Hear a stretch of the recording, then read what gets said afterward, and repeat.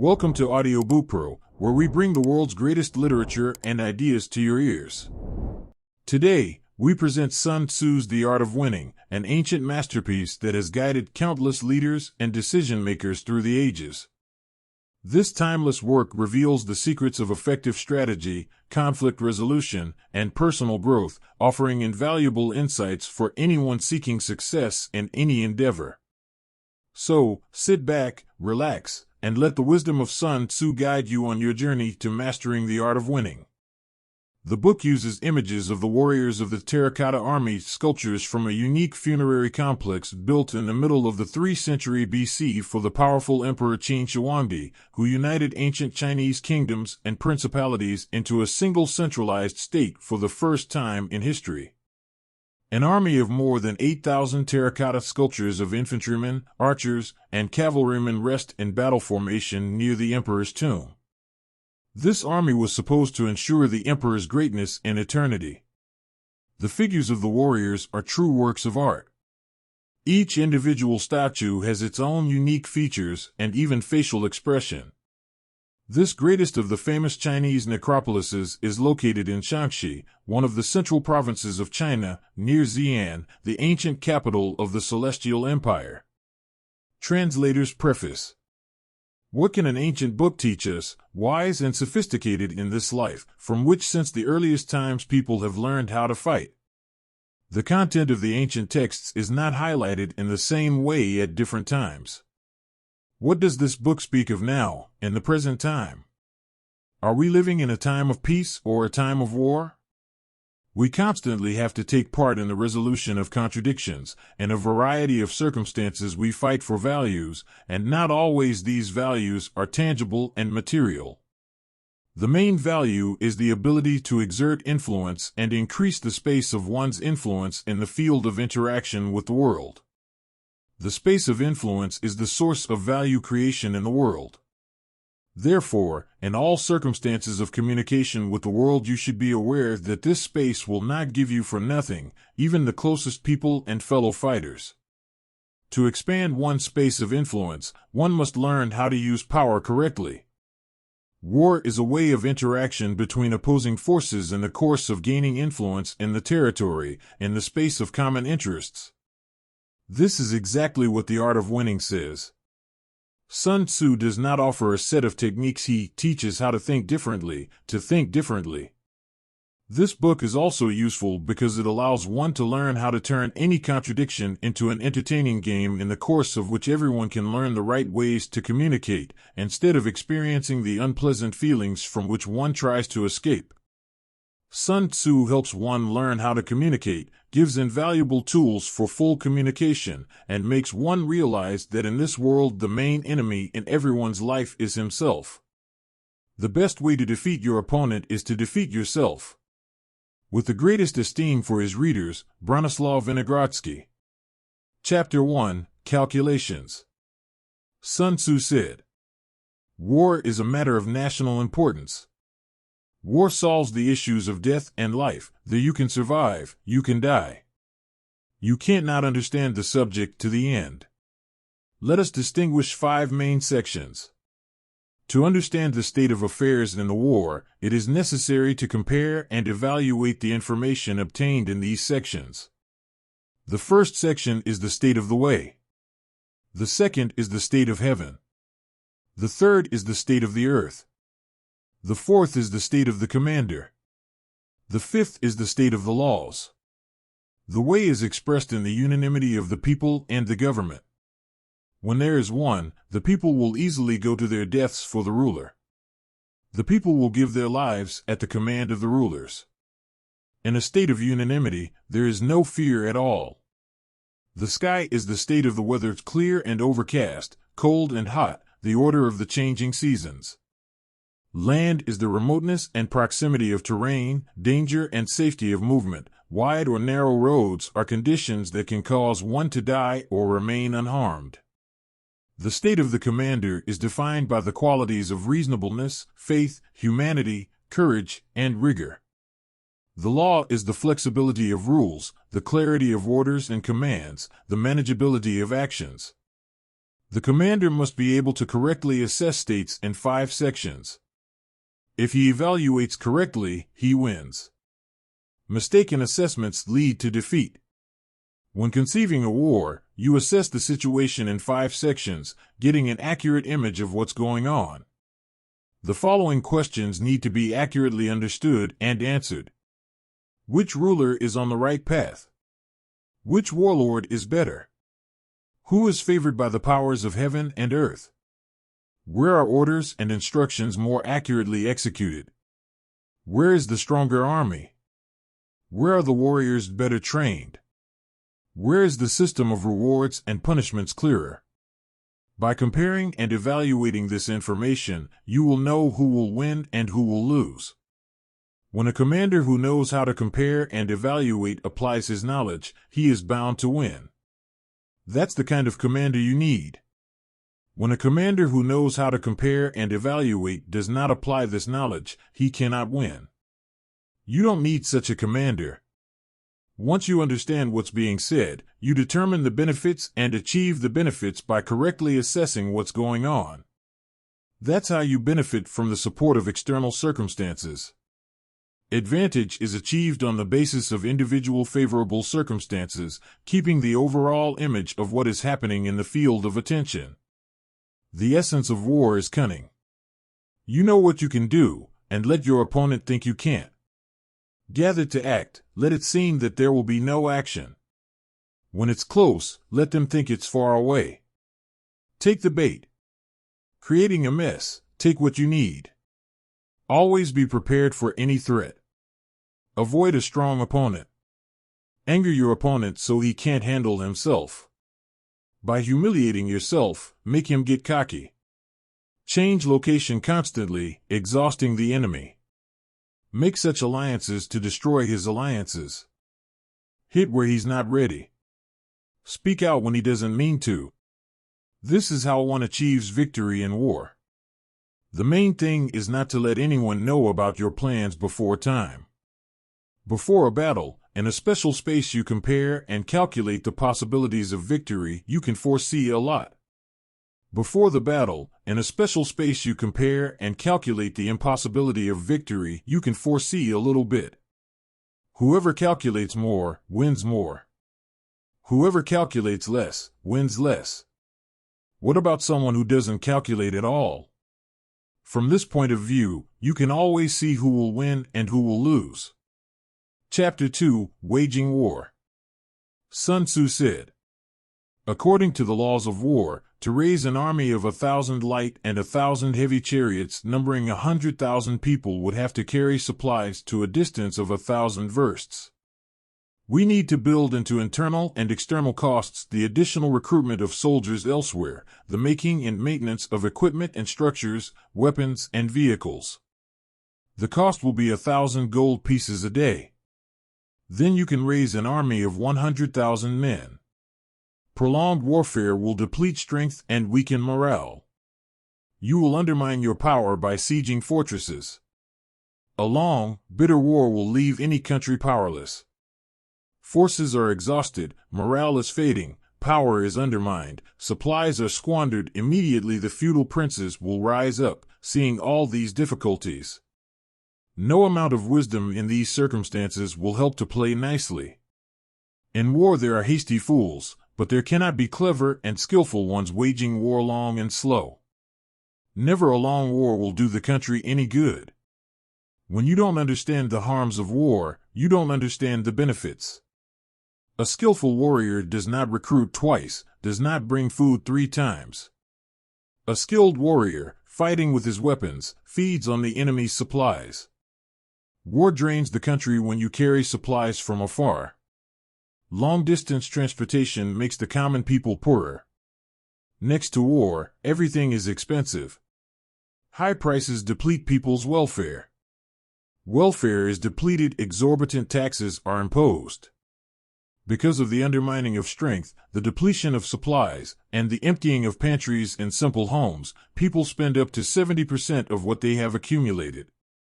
Chariots break down, horses die, armor and clothing wear out, arrows and bows, spears and shields on chariots are consumed, buffaloes die, freight carts break down. All this would require up to 60% of the state treasury's savings. A smart commander supplies his troops with enemy supplies. One measure of food taken from the enemy is equal to 20 of our own. A pound of forage taken from the enemy is equal to 20 of his own. It takes anger to defeat the enemy. To capture enemy supplies, you need rewards. If more than 10 chariots are captured in the battle, the one who captured the first is necessarily rewarded. They change the banners and insignia on the captured wagons and mix them with their own, planting their own fighters. Prisoners should be well taken care of. Then they will say, having won, became stronger. What matters in war is victory, not how long it lasts. A skillful commander is entrusted with the lives of living people, and the security of the country depends on him. Chapter 3, Strokes of Conceit. Sun Tzu said, "The rules of war are to keep the country unharmed. This is the supreme art. If the country suffers damage, it is bad art. You have to keep the enemy's army unharmed. This is the supreme art. If an army suffers damage, it is bad art. You have to keep certain parts of the enemy unharmed. This is the supreme art. If parts are damaged, it's bad art. It is necessary to keep unharmed all the branches of the enemy. This is the supreme art. Damage to enemy squads is an indicator of poor art. You have to keep every 5 of the enemy unharmed. This is the ultimate art. Damage to the A's is bad art. The measure of superior military prowess is not your ability to win 100 victories in 100 battles. An indication of the supreme art of warfare would be to defeat the enemy without fighting him. The perfect warrior will hit by design. At a lower level, destroy the alliances of the enemy. At the lowest level, siege fortresses. A siege of fortresses is a forced action. For a siege, you need to build barrier shields, battering machines, and prepare the necessary weapons and equipment. All of this takes 3 months.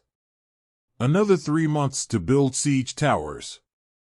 If, having lost patience, they rush to attack without preparation, a third of the warriors will die, and the fortress will not be taken.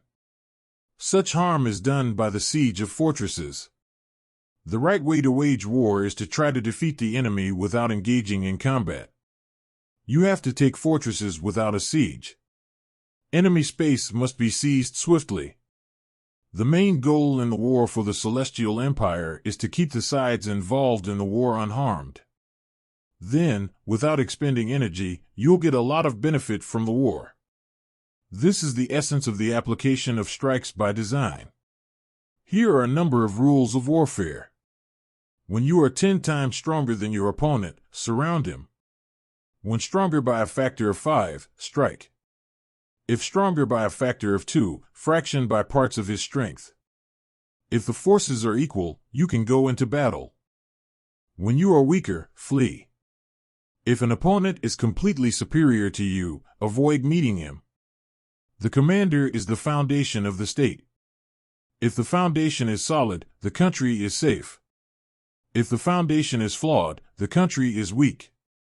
There can be 3 threats from a ruler to his own army.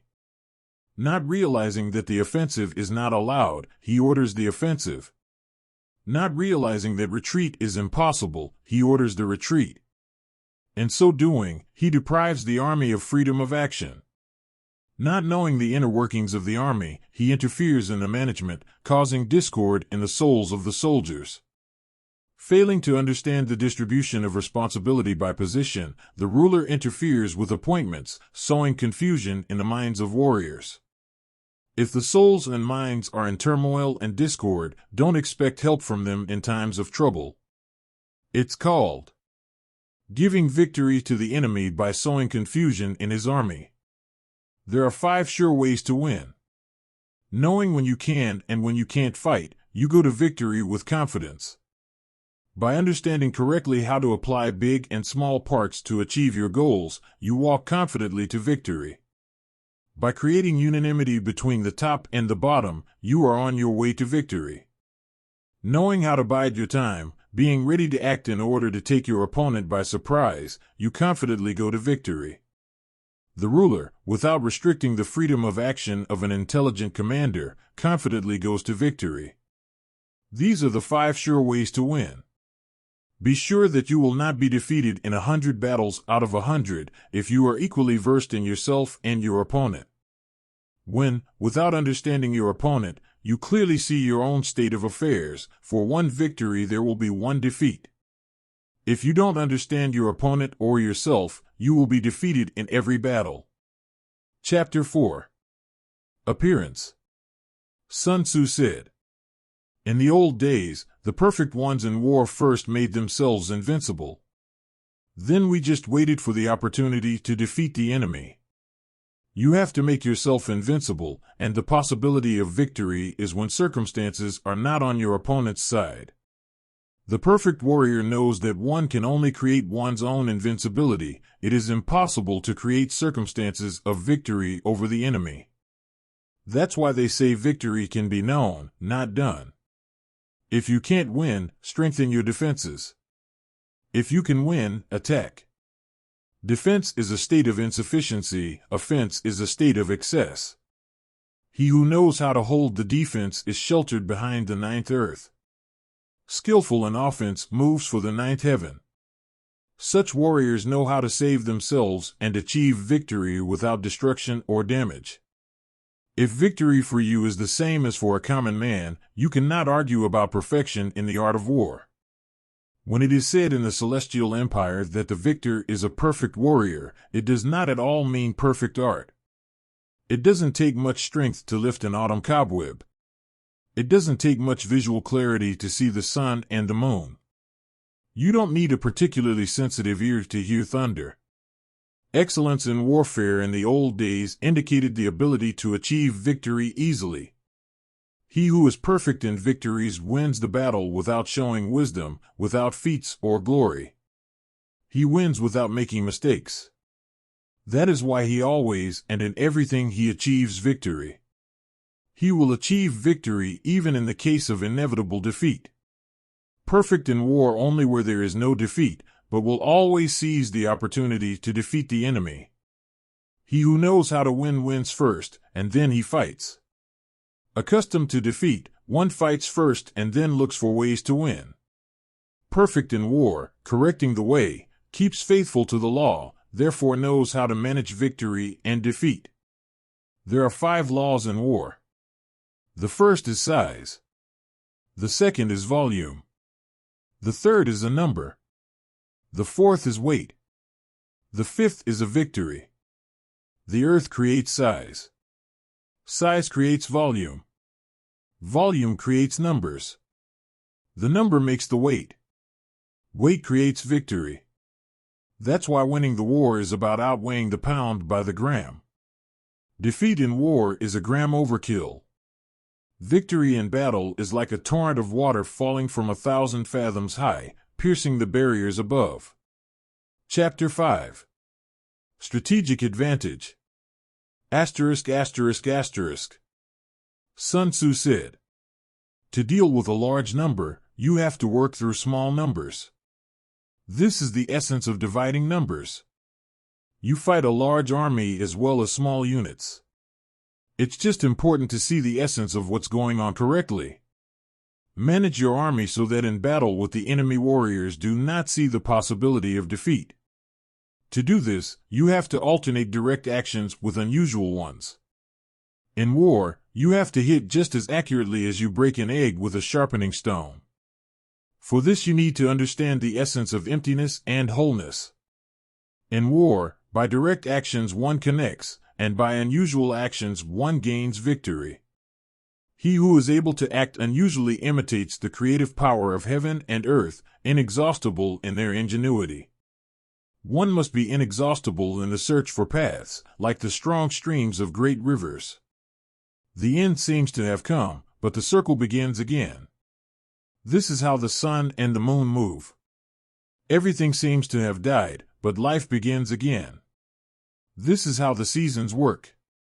There are only 5 kinds of sounds. But the variety of combinations of these sounds is inexhaustible. Only 5 colors, but it is impossible to see all the patterns of the combination of 5 colors. There are only 5 tastes, and an infinite number of dishes can be made from their combinations. All of the complexities of the interactions in a battle are merely the application of direct and unusual modes of action. There are an infinite number of possible combinations of direct and unusual actions in battle. The direct and the unusual give birth to each other, and their mutual generation creates an infinite circle. Can such power be exhausted? Be like the rushing torrent of water that moves huge boulders with its power. This is the manifestation of true power. Fly like a falcon striking its prey.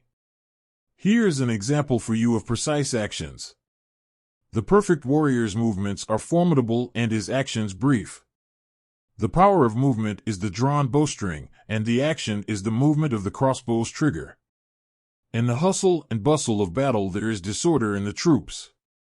This must not be allowed to happen. In the frantic flow of battle, keep integrity and manifestation, and you will not be defeated. Disorder is born of order. Cowardice is born of courage. Weakness is born of strength. Counting brings disorder back to order. Power makes a coward brave. Appearance turns weakness into strength. In controlling the enemy's movement, be able to impose a look on him so that he will submit to the demands of the look. Let the adversary see the benefits that will tempt him. When he rushes toward them, wait for him in ambush. The perfect warrior finds strategic advantages without demanding them from his men. He simply finds the right people and gives them a strategic advantage. Warriors with strategic advantage are like stone and wood in battle. Stone and wood are calm and motionless in safety, but when danger strikes, they move. Straight lines keep them still, and rounded outlines help them move. Strategic advantage in war is like a round stone, a boulder that rushes down a mountain 1,000 fathoms high. That is the essence of strategic advantage. Chapter 6. Empty and Full. Asterisk. Sun Tzu. The Art of Winning. Sun Tzu said, "He who places himself first on the field of battle awaits the enemy in serenity. He who places second will be in a quandary, entering the battle. He who is perfect in war controls the enemy's movements, not letting him control himself. Tempt the advantage by forcing you to go where you need to go. Don't let it go where it doesn't benefit you, threatening dangerous consequences. When the adversary is serene, make it difficult for him. When he is fed, make him hungry. When he is calm, rouse him. Appear from where he is uncomfortable. Go where he is not waiting. To walk 1,000 versts without difficulty, go where there are no men. To strike a successful blow, strike only where there are no defenses. A strong defense will be where there are no strikes. A perfect strike keeps the enemy from assuming where defenses are needed. With a perfect defense, the enemy does not know where to strike. All movements must be hidden and secret, so that nothing can be seen from the outside. Only the spirit moves, so that nothing can be heard. By acting in this way, you determine the fate of the opponent. A blow to an empty space cannot be contained. When you retreat correctly, you move in such a way that no one has time to move after you. When I need a fight, I force the enemy to come out from behind walls and moats to fight me, despite his designs and desires. This requires threatening what is most valuable to the enemy. When I don't want to fight, I simply draw a line on the ground and hold my defenses so that the enemy can never draw me onto the battlefield. I affect his movements myself as I need to. The enemy is all in sight, and it's impossible to see me. I am focused on one thing, and the enemy is fractured. Unity makes me concentrated, and the enemy splits his strength into 10 parts. Outnumbering him tenfold, I easily defeat his individual parts. That's why I'm always outnumbered, and the enemy is outnumbered. I can hit smaller units with numerical superiority. I always attack where he is short of men. The enemy cannot know in advance where he will be attacked. Without knowing, he is forced to prepare in 10 places at once. He has to defend in many places at the same time, because he won't have enough strength at the point of impact. When you defend from the front, you will be weak from behind. When you defend on the back, you're weak on the front. You defend on the left, you're weak on the right. You defend on the right, you're weak on the left. If you want to defend in all directions, there is not enough strength anywhere. There is not enough strength when you have to prepare to attack. A numerical advantage is created when the opponent is forced to wait to strike. When you know exactly where and when to fight, you are always ready to fight, even just after crossing 1,000 versts. If you don't know where and when to fight, then the left wing doesn't help the right, and the right wing doesn't help the left. The front does not help the rear, and the rear does not help the front. Needless to say, it is necessary to move troops a few dozen versts or even just a few versts. Chapter 7: Fighting for Supremacy. Sun Tzu. The Art of Winning. Sun Tzu said, "According to the laws of war, after the order of the sovereign, the commander recruits men into the army, puts it in order, and goes out to battle positions, setting up camp opposite the enemy's location. The hardest part is gaining superiority. It's hard to gain superiority by deploying an army. It's hard to turn a winding path into a straight path, and to turn disadvantages into advantages. You seduce the enemy with advantages by going the winding way. Always come first in the right place, even if you came second. So you've learned to make the winding path straight when you're plotting. But the struggle for supremacy in war can bring both benefits and threats.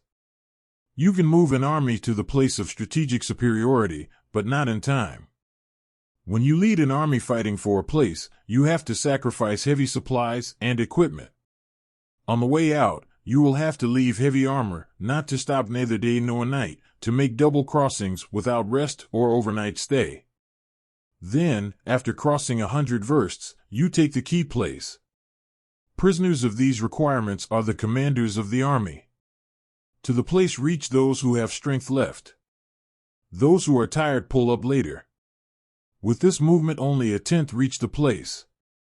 When the key place is 50 versts away, there is a danger of losing the commander-in-chief, and only half of the army will reach the place. When a key location is 30 versts away, 2/3 of the army will get there in time. An army can perish when it does not have the right equipment. A troop can perish without a supply of food.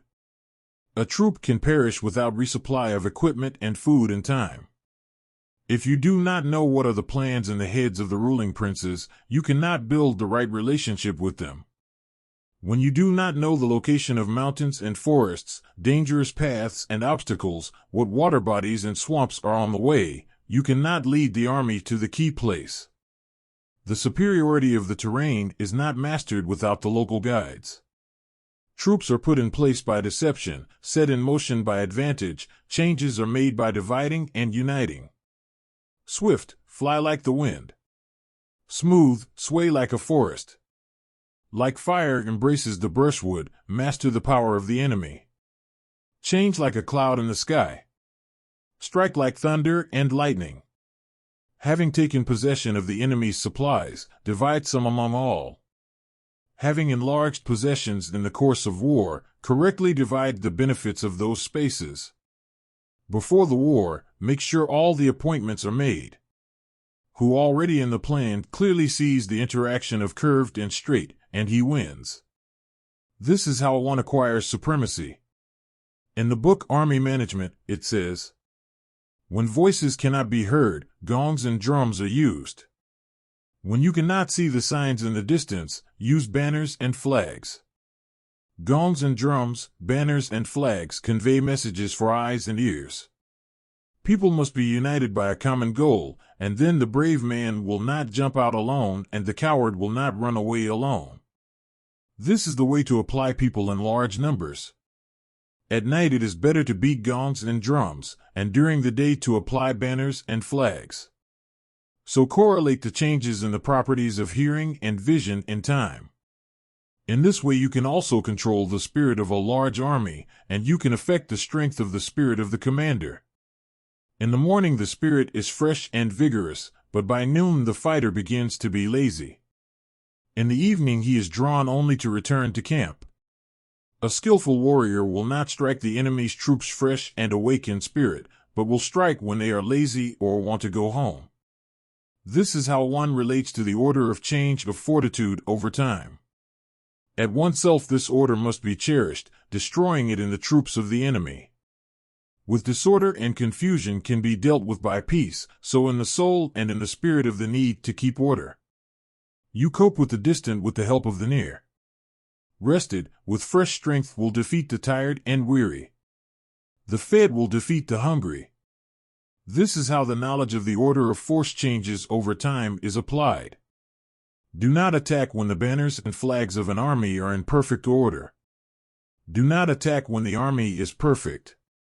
This is how the knowledge of the sequence of changes of order over time applies. There are rules of warfare.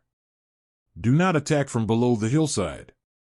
When the enemy stands at the foot of a mountain, do not strike head-on. When you see the enemy pretending to retreat, do not pursue. When the enemy is full of strength and ardor, do not attack. Don't take the bait of a single enemy unit. Don't get in the way of the enemy going home.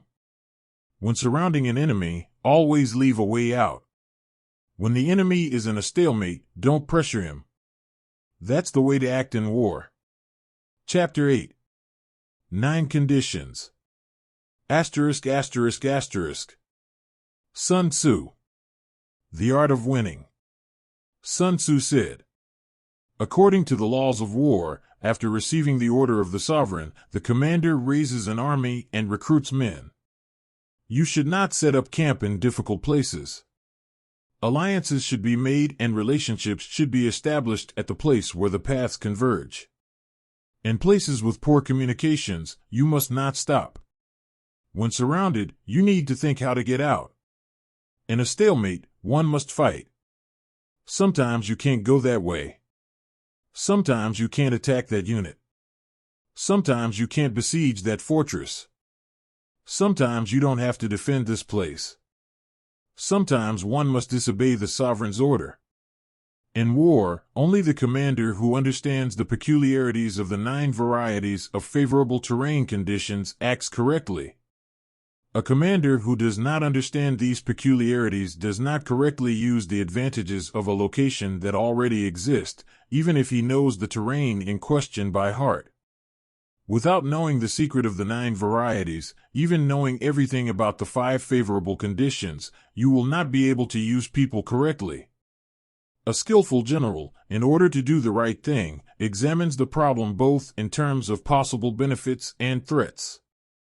Even in a bad state of affairs he finds possible advantages and carries out his plans.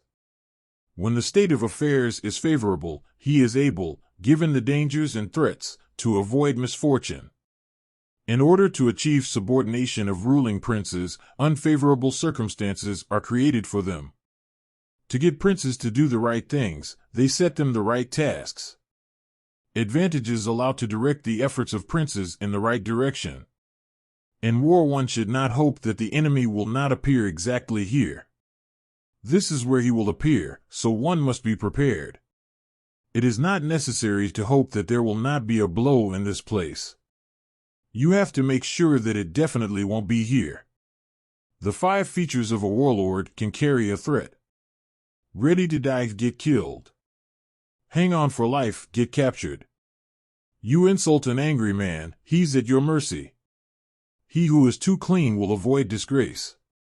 He who cares for people will face insurmountable difficulties. These are the 5 dangerous weaknesses of a commander, which threaten disaster in war. They are the ones that lead to the death of the troops and the death of the commander. It is impossible not to examine these weaknesses. Chapter 9. An Army on the March. Sun Tzu. The art of winning. Sun Tzu said, "To correctly position troops, you must, accurately assessing the enemy, take into account the following. In the mountains, move along the valleys.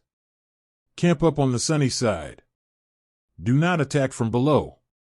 These are the rules for positioning troops in the mountains. When crossing water obstacles, camp away from the water. Let the enemy advancing on you cross the river, cross with half of your army, and only then strike. This is your advantage. Do not fight near the water. Camp on the sunny side. Don't go against the stream.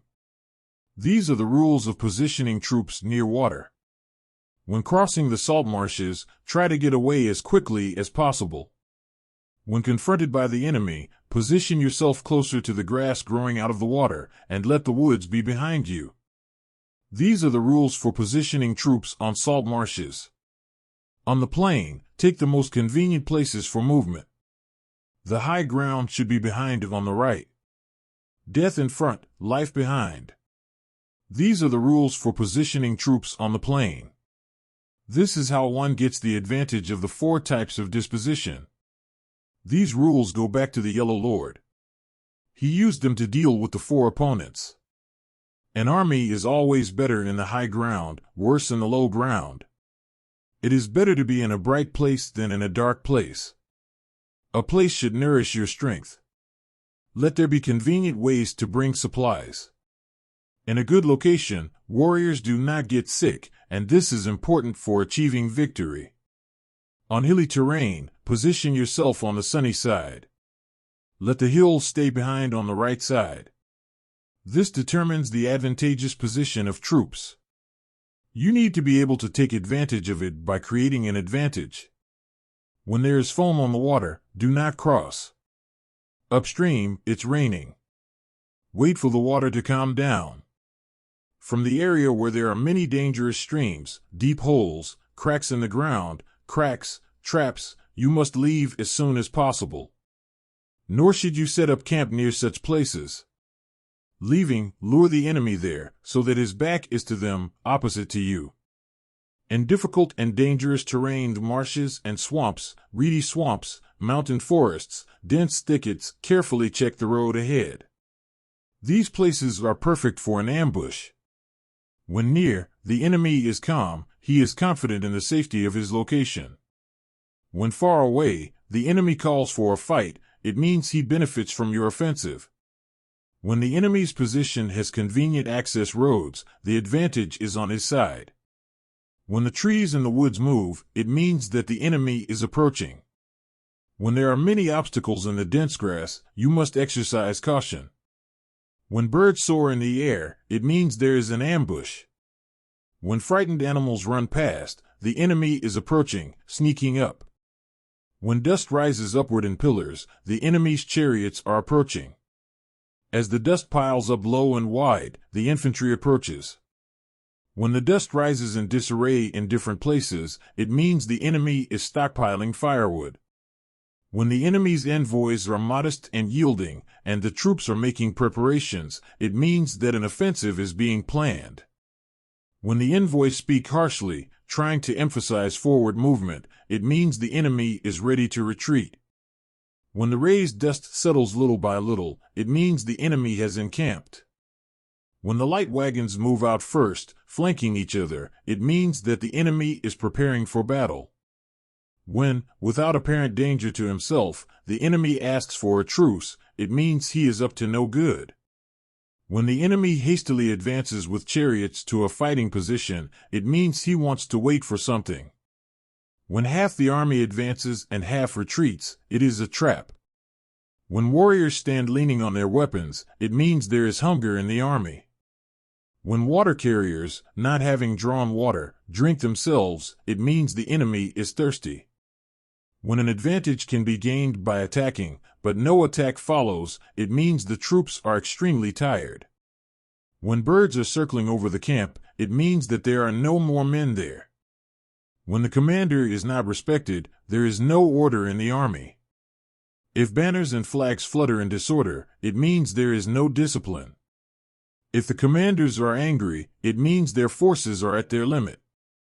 When horses are fed with grain and soldiers with their meat, when the utensils for cooking are not unpacked, and soldiers do not return to the camp for the night, it means they are driven to extremes and ready for a decisive battle. When people in the army whisper to each other, gathering in a few, it means that the commander has lost the trust of the army. Frequent and unreasonable rewards indicate that the commander has no other means of influencing his subordinates. Excessive punishments indicate a desperate situation for the troops. Commanders are extremely foolish when they treat their subordinates so harshly that they become afraid of them. When messengers' speeches are filled with guilt and flattery, they want a truce to restore their strength. When the enemy, advancing furiously, does not engage for a long time, one should carefully examine his behavior in minute detail. Advantage in war has nothing to do with a numerical preponderance of forces. It is necessary, when striking, to rely not on forces, but on the ability to focus them in a precise place, correctly assessing the situation in the ranks of the enemy, relying on the support of his men. It is easy to capture a commander who, not knowing how to correctly assess the enemy, does not think through his decisions. When, without gaining their loyalty, one punishes the warriors, they will have no obedience. And without obedience they cannot be applied to real affairs. When, having achieved the loyalty of subordinates, then they are punished disproportionate to the misconduct, the soldiers in the present case will not show obedience. The army must be ruled by educating the soldiers with the gentleness of education combined with a strict order of military discipline, then the men will be obedient to the commander. When all orders are obeyed during drills, then the army is obedient to the commander's will. When orders are not carried out during drills, then the army is disobedient to the commander. When orders are carried out in ordinary circumstances, it means there is complete understanding between the commander and his subordinates. Chapter 10. Outlines of the Earth's Surface. Sun Tzu. The Art of Winning.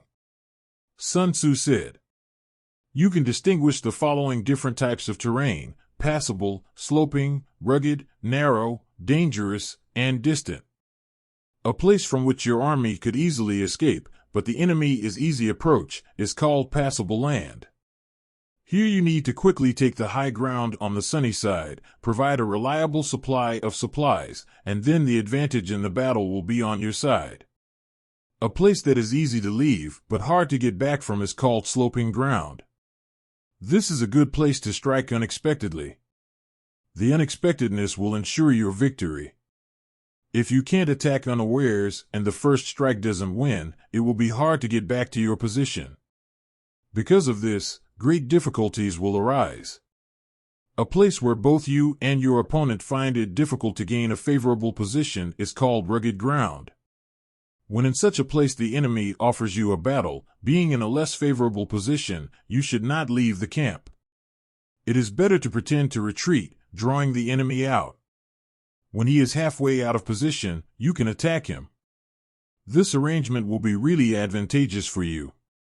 In a place with narrow approaches, you should be the first to occupy the bottlenecks and, blocking the entrances, wait for the enemy.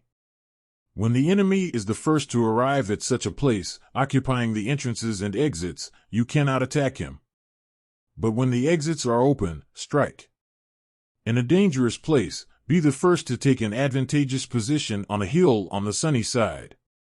When the enemy, first in an advantageous position, pretends to retreat in order to lure you out, you cannot pursue him. In a distant location with equal strength, it is difficult to draw the enemy out to fight. The battle will not bring superiority. These are the 6 ways of the earth. The commander in charge of the army must understand them. 6 types of actions in battle that will bring defeat: flee, laxity, danger, ruin, disorder, retreat. These 6 types of action are not sent by heaven, they are the consequence of the commander's misconduct. When the enemy is 10 times as numerous under otherwise equal circumstances, flight will have to be used. When a weak leader controls a strong subordinate, it is called laxity. When a strong superior controls a weak subordinate, it is called danger. When senior officers are angry and unruly, disobeying orders, attacking the enemy at will, against the will of a commander who cannot make them obey, this is called ruinousness. When a weak commander does not show proper rigor, unable to educate and train his subordinates, then the soldiers and officers have no clear regulations and rules. They are incapable of holding the line evenly. This is called disorder. When a commander, unable to accurately assess the enemy, engages in battle with his superior forces, that is, the weak attacks the strong, and is unable to select the best soldiers for a decisive strike, this is called retreat. These are the 6 types of actions in battle when defeat is inevitable. It is very important for a commander to be thoroughly versed in these matters. The contours of the Earth's surface give additional advantages to the conduct of hostilities.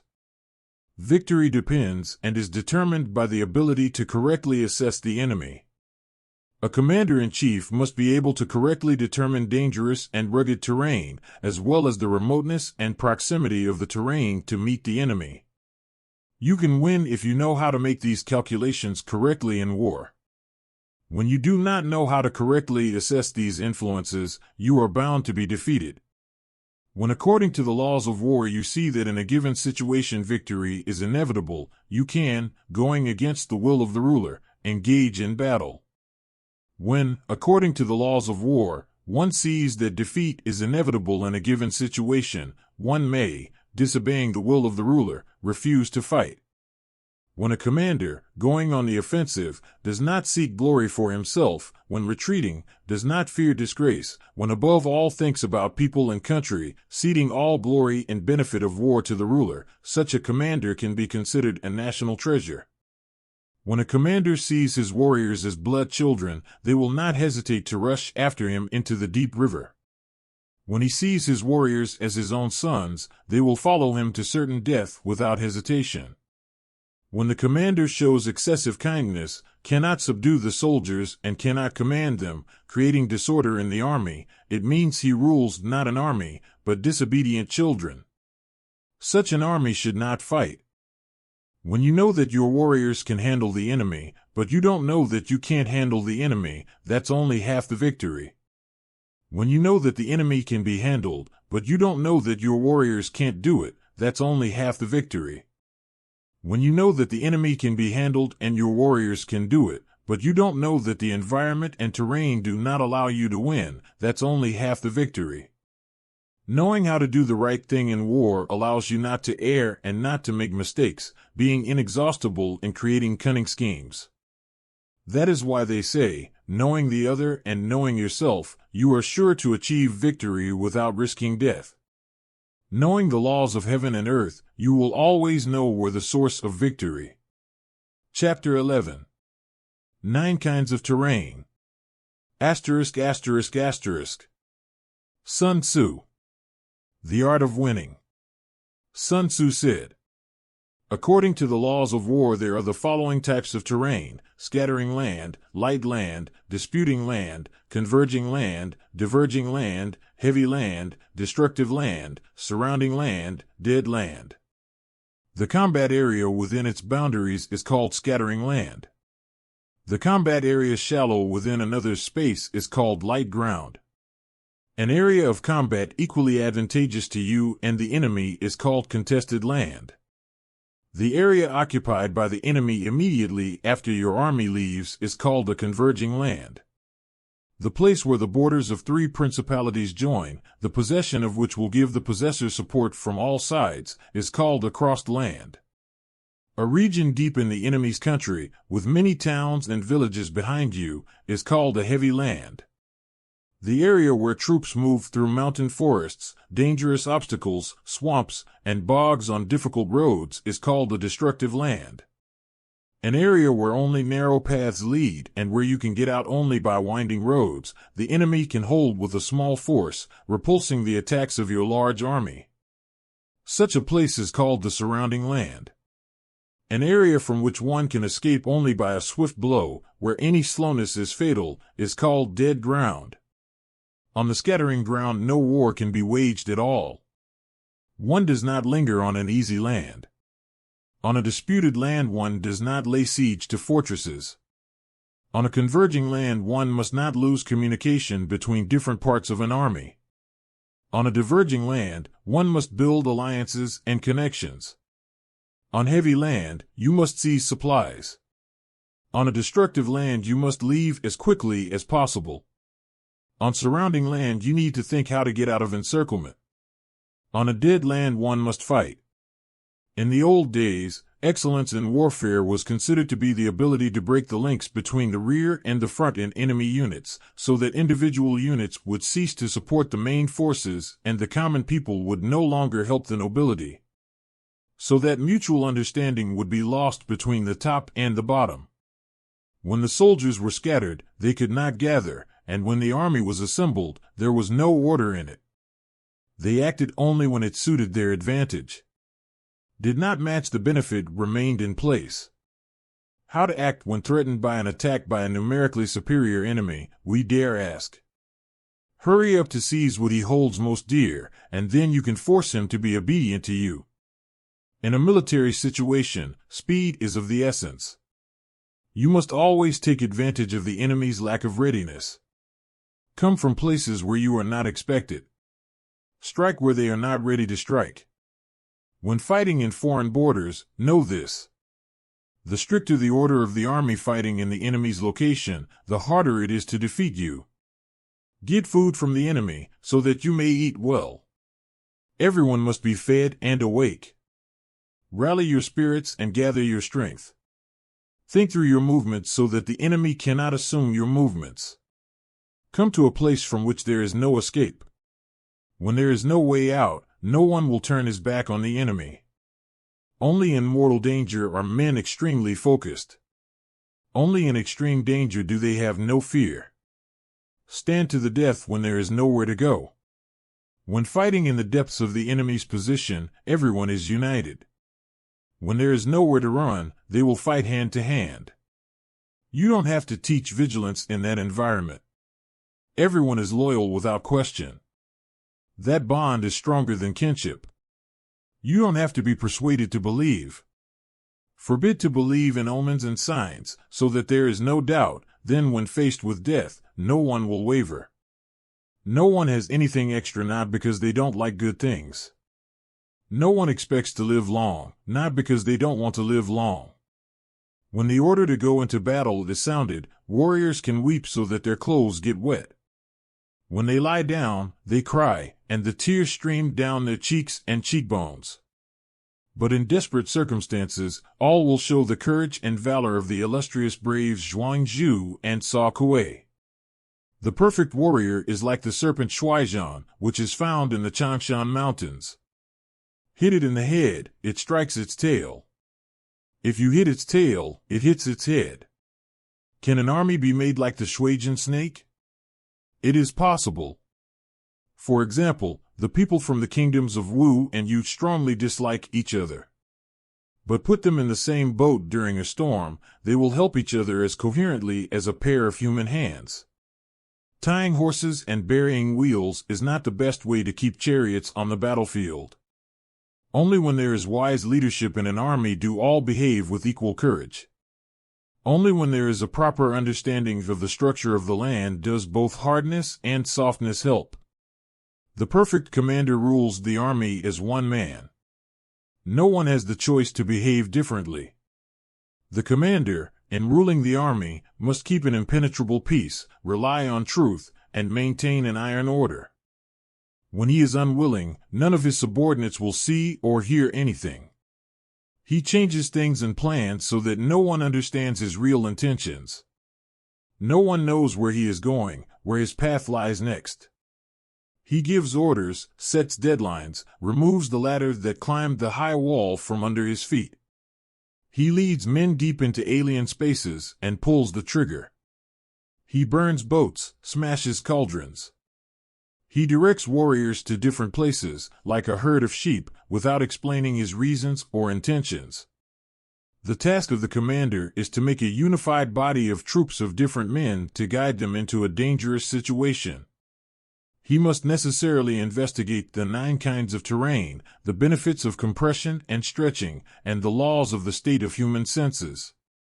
The deeper an army enters a foreign land, the more assembled the warriors must be. The closer to the borders, the less collected and more relaxed. When you go far from the borders of your country, you lose touch with the world in a foreign place. Where paths converge, you can choose any of them.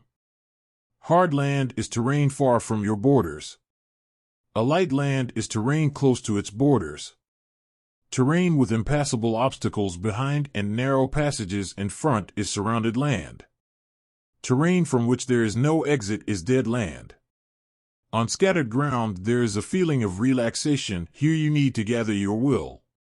On easy land, it is important to have steady bonds among the subordinates. On contested land, you need to catch up with the laggards all the time. On the converging ground, you have to do your best to hold positions. On diverging ground, one strengthens alliances. On hard land, it is important to have an uninterrupted supply of food. On destructive land, you must leave as quickly as possible. On the surrounding land, you need to guard all passages. On a dead land, one must abandon all hope of life. Fight as if there is no way out of the encirclement. Only in extreme danger does everyone obey orders without question. If you do not know the state of feelings of the princes, you cannot build with them the right alliances. When you do not imagine the terrain, do not know the location of mountain forests, precipices, and mountain passes, you will not be able to lead troops through these places. When you do not use local guides, you cannot get a good position on the ground. When you do not consider one component in your calculations, you cannot properly apply the power of your troops to achieve their goals. Ruler in the struggle for power in the Middle Kingdom must strike a blow to a strong enemy so quickly that he did not have time to prepare to defend. The enemy must be defeated swiftly, without allowing him to ally himself with his allies. Such a ruler does not seek alliances, does not fight for power, but simply executes his plans, dealing with the enemy in his own strength. For this reason he can take over other people's cities and destroy the power of a hostile state. He also rewards not by the usual rules, and gives orders not by the simple laws of government, and acts against the will of all the people in his army, ruling them as one man.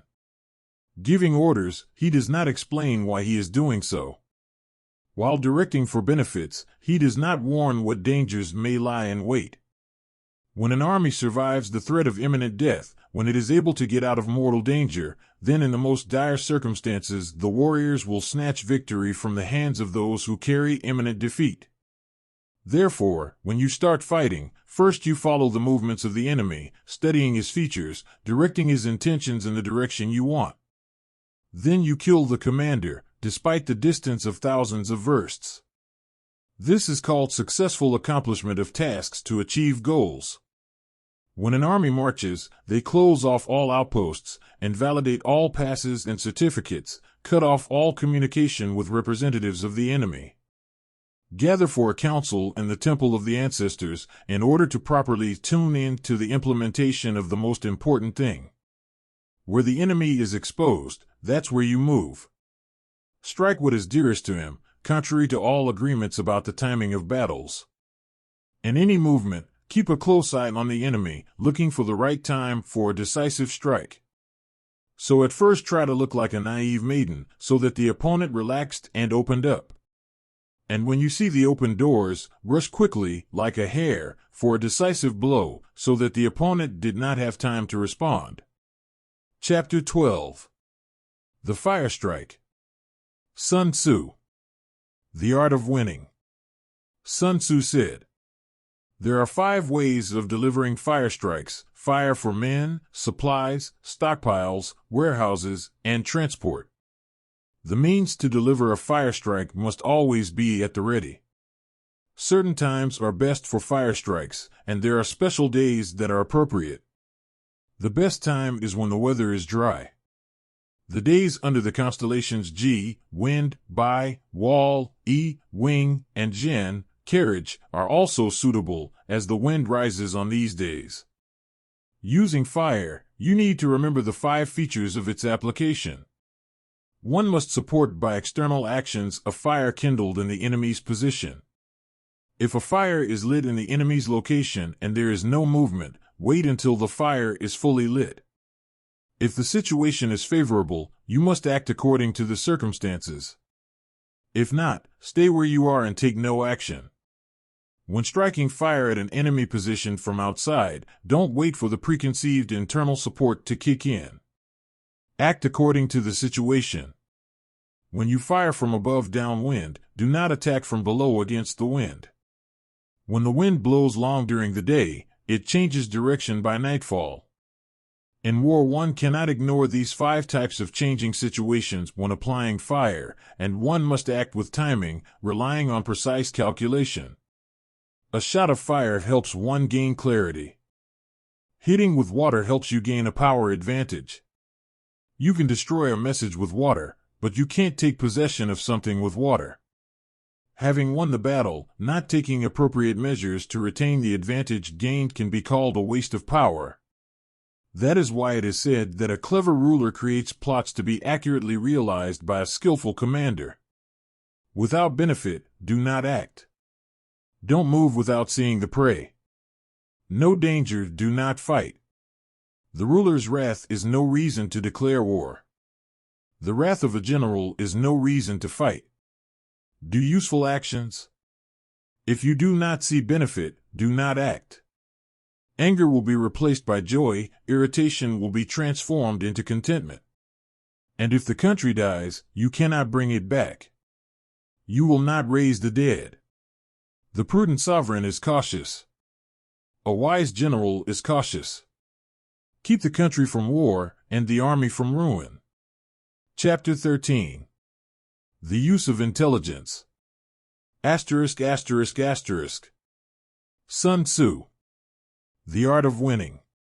Sun Tzu said, "To send 100,000 troops on a distant march, we'll have to spend 1,000 gold pieces a day. These costs will fall on the shoulders of ordinary people and the state treasury.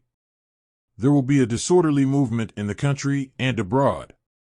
A great deal of effort will have to be expended in transportation. 70,000 families will be cut off from their livelihoods because of it. Many years may be spent on military confrontation, but the outcome of the war will be determined in one day, the victory in the decisive battle. So is it possible to spare 100 gold pieces for rewards and salaries to know precisely the state of affairs on the enemy's side?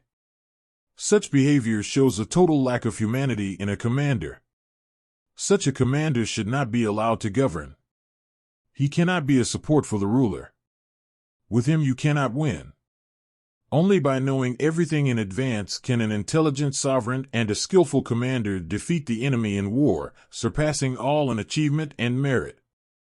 You do not know in advance what is happening in the camp of the enemy, praying to the gods and spirits, studying past experiences, comparing and likening the former events, calculating the movements of the stars and planets.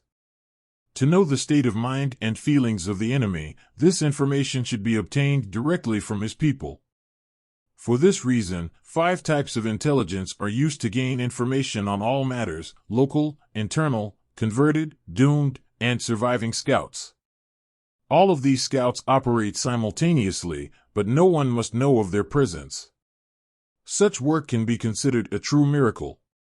The true jewel of a ruler is precisely the scouts.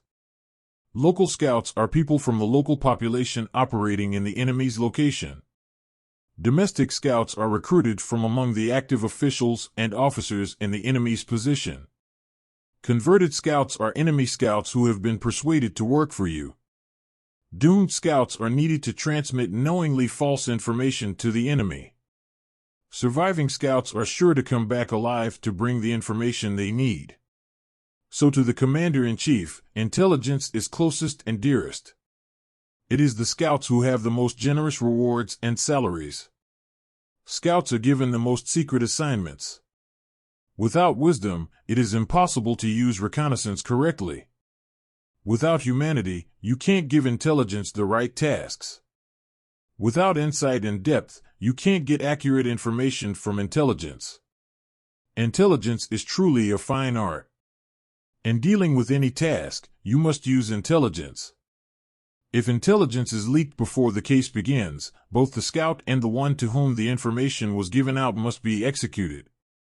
When there is a plan to strike or siege a fortress, to destroy someone on the side of the enemy, first of all it is necessary to find out the names of commanders of units and formations, their assistants, vestniks, chiefs of guards and guards. The scouts are tasked with collecting the necessary information. You must also discover enemy scouts operating on your side and convince them to work for you, tempting them with favorable conditions. You have to guide them properly by giving them shelter. This is how converted scouts are used, relying on them to learn about the others. Through the converts, local and internal spies are found and used. Through them, doomed scouts are sent to mislead the enemy. Through them, the surviving scouts return within a set time frame. The ruler must be well versed in the 5 types of reconnaissance. Through the converted scouts he will be able to make sense of everything, and therefore such scouts should receive the most generous rewards. In the old days, the Yin dynasty was Yeg served as a scout in the Xia dynasty. Zhou dynasty therefore arose because in the Yin dynasty, the scout was Luya. When an intelligent sovereign and a skillful military leader knows how to apply the high wisdom of men and intelligence, they are the greatest successes. The basis of the proper conduct of hostilities is to begin them by faithfully applying intelligence. An example of Sun Tzu's interpretation. Sun Tzu. The Art of Winning. An example of interpreting Sun Tzu in traditional approaches and the modern context of value management. An example of 2 chapters provides an explanation of Sun Tzu's treatise by Chinese commanders and strategists of the past, from which my interpretation, from the perspective of a modern commentator, is derived. This interpretation is only an example of an approach to extracting meaning from existing texts. The translation of the text of these 2 chapters from Sun Tzu differs from the main translation in the book. I do different translations at different times, and the translation of the main text of the book was made later than this article was written.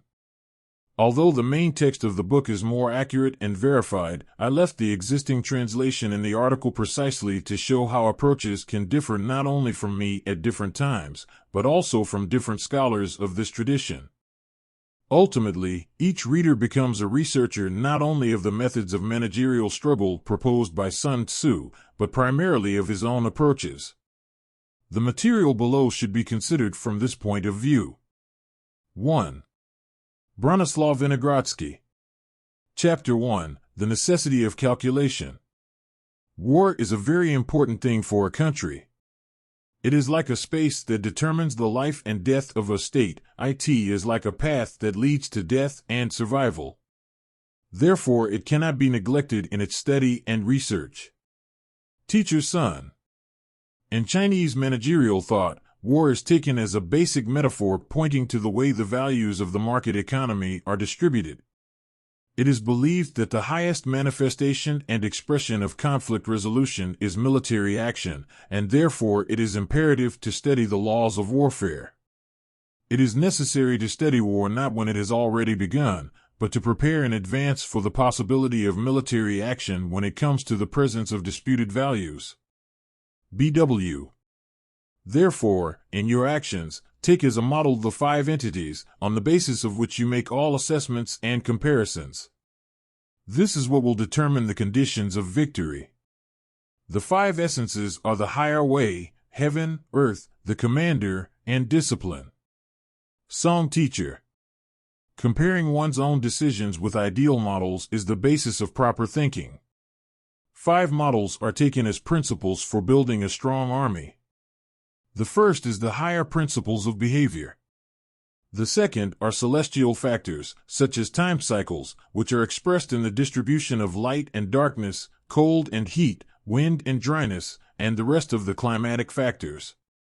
The third is the space factor, which includes terrain features, characteristics of the relative location of troops, and the natural resources of the region.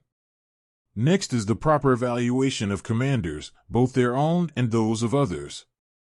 There are also criteria for this, which allows you to be always ready for different scenarios of events. Having evaluated the 5 essences, the highest way, the weather, the type of terrain, the way of leadership, and the level of discipline, you can begin to manage the army. Evaluating yourself and your opponent by the same criteria, you will be able to understand who is superior to whom. Then you can figure out who has a better chance of winning. Only after that should you start moving your troops. BV. You have to weigh all the options before you send your troops to war. Correct assessment is the first of the most important conditions in warfare. Some believe that military action should begin right on the spot at the moment of confrontation with the enemy. However, ancient strategists believed that everything should be calculated before action was taken. Therefore, it was strictly prescribed to estimate in advance the wisdom of the ruler, the strength of the enemy, the type of land, and the number of troops. When the two armies come up against each other, then the commander should make the proper adjustments based on the specifics, but based on the strategy he had built in advance. Discipline means specific and clear orders. The reason why leadership and discipline are last on the list of 5 things is that whenever you decide to attack the enemy, you must first ascertain the loyalty of your men, assess the degree to which the weather conditions are favorable, and then establish advantages on the ground. If these 3 points are not in doubt, then you should move on to assessing the leadership. When an army sets out on a campaign, all orders must come from one strategist. In military operations, an experienced strategist, who has an understanding of the way, i.e. an understanding of universal laws, relies on the help of the weather, i.e. heaven, and chooses a favorable position. And after that it is time to lead the troops. Leadership requires special abilities on the part of the command. When the command has these abilities, when it is able to manage the army, then the discipline will be good. Zhang Yu. The ability to follow universal law is the basis on which ordinary people can trust the leadership. And if they see that the leader follows such laws, they are willing to share the way of life and death with him without fear or reproach. Song teacher. This means that people are managed through proper training and instruction. The reason for fear lies in mistrust. This is what the ancient strategist Cao Cao believed. And if the ruler is guided by the supreme truth, which is the measure of all his actions, then the trust between the ruler and the people is established by itself. In this case, the people also serve the ultimate truth, of which the ruler is the embodiment. BV. If the ruler is humane and just, if he shares the hopes and aspirations of his people, then the troops will also be loyal, they will naturally follow the goals of their ruler. Jialin. The state of the sky is determined by the season of the year. Teacher Sun.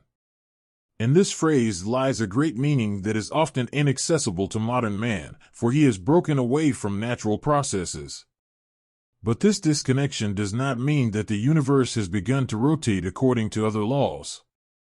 Therefore, in all actions it is necessary to keep time in mind, because time manifests itself not only in weather conditions, which is also very important in itself, but also in many small and not immediately noticeable factors that determine the mood of performers and expressed in the effectiveness of their specific actions. Therefore, it is always necessary to relate to the time factor in your leadership to understand in which part of the cycle you are in. BW. According to the ancient rules of warfare, military action was prohibited in the winter and summer periods, which corresponded to the needs of the people. Cao Cao. In ancient times, many soldiers froze their fingers off during campaigns against the Han Kingdom, and many soldiers died of the plague during campaigns against the southern tribes. And this happened because these campaigns were undertaken in winter and summer. Zhang Yu. This is the meaning of the expression, do not march into enemy territory at an inconvenient time. Wang Shi. Should assess the space in terms of distances, it is necessary to understand the difficulty or freedom of movement, to understand the location of objects that interfere with the conduct of operations or protect against the enemy. Teacher Sun. The third factor after universal laws and time is space, which is expressed in the Chinese model by the image of the earth. This image can be interpreted as terrain, as relief, as distance, and as any spatial characteristics that should be taken into account when assessing a possible course of action. BV.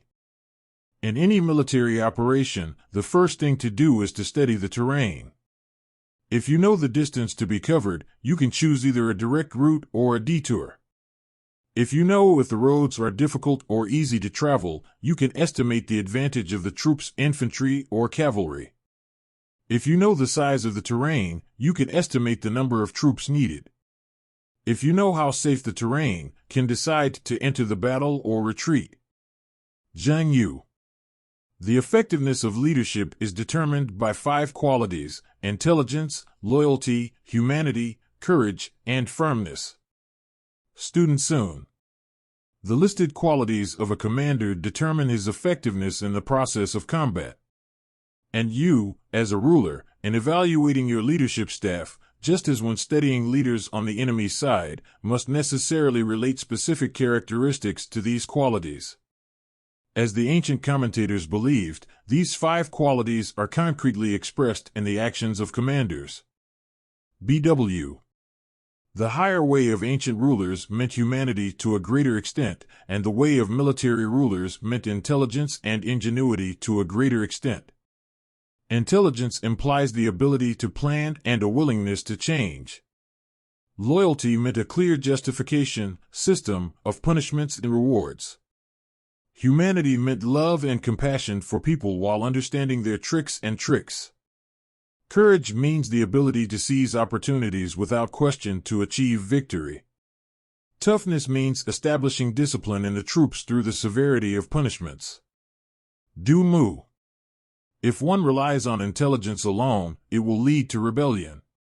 Relying on humanity alone will lead to weakness. If you limit yourself to trust, it will lead to foolishness. If you focus on courage, it will lead to violence. If you have all 5 qualities, then you can become a military ruler. Jiao Lin. There must be a harmonious distribution of these 5 qualities in a person. This should be taken into account when evaluating personnel, and if a person is too kind but lacks intelligence, then he will only bring damage to the cause, and so on. BW. Discipline implies good organization, clear communication within the management team, and the proper structure of the strategic center. Student Sun. Each quality is expressed in a set of specific manifestations and characteristics, so discipline in the organization of combat operations is also decomposed into precise components. First and foremost is the clear organization of leadership, the precise execution of instructions to the troops, and the rigorous planning of actions during operations. BV. Organization means that the troops must be positioned in a certain way. Communication within command means that officers must connect the troops and lead them. The work of the headquarters means the planned and timely supply. Mei Yaochen. This is how the specific implementation of these characteristics was viewed by the strategists of antiquity. BW. Every commander must be aware of these 5 essences, for it is he who uses them in his actions that wins, and he who does not know how to apply them loses. The Song Teacher. Everyone understands that thinking is necessary, but not everyone actually uses it in action, for it is the timeliness of thinking or applying the heavenly principle that determines its effectiveness. That is to say, the truths set forth in the ancient treatises are not wishes, but real instructions and concrete models by means of which it is necessary to build up one's own way of right thinking. BW. Everyone has heard of these things, but he who penetrates the essence of the laws of accommodation and knowledge of stalemate-free situations wins. Zhang Yu. Therefore, it is necessary to investigate carefully these provisions. It is necessary to compare and determine the conditions, to observe which of the political rulers is truly guided by the highest principles of the universal path. It is necessary to discern which of the commanders, and to what extent, possesses the abilities. It is necessary to understand how natural conditions and time cycles correlate with the terrain and spatial characteristics in certain places where actions are planned. You need to see who has better discipline and organization, whose troops are stronger, whose soldiers and officers are better trained, which army has a clearer system of rewards and punishments. When you determine and compare all these factors, you can clearly see which side will win. Song teacher. Once again, the model for correctly evaluating a situation is described, and a specific sequence of thought action is given. This is how the strategic thinkers of antiquity evaluated it. BW. A political ruler who possesses the highest way will necessarily have a military ruler with intelligence and outstanding abilities. Li Quan. There is no doubt that people are selected according to the qualities of the ruler, and the higher the ideals of a given ruler of a country or organization, the better the specific performers will be selected. BW. Ask yourself which of the political rulers, the one you serve, or the leader of a hostile state, is able to refuse the services of flatterers and approach the wisest. Du Mu. A specific criterion for evaluating a leader is set forth here, for depending on this evaluation one can also predict the success of his plans and designs. BW. The way of universal laws means the power of the spirit. In the first place, we should compare the power of the spirit of the rulers who make war. Do you? It is the power of the spirit, or the embodiment in man of the heavenly power, that is the basis of success, for the success of a ruler depends entirely on his ability to attract the right people and win the support of the people. Therefore, the first thing to do is to compare the strength of the spirit of the rulers in order to see which of them is truly stronger. BV.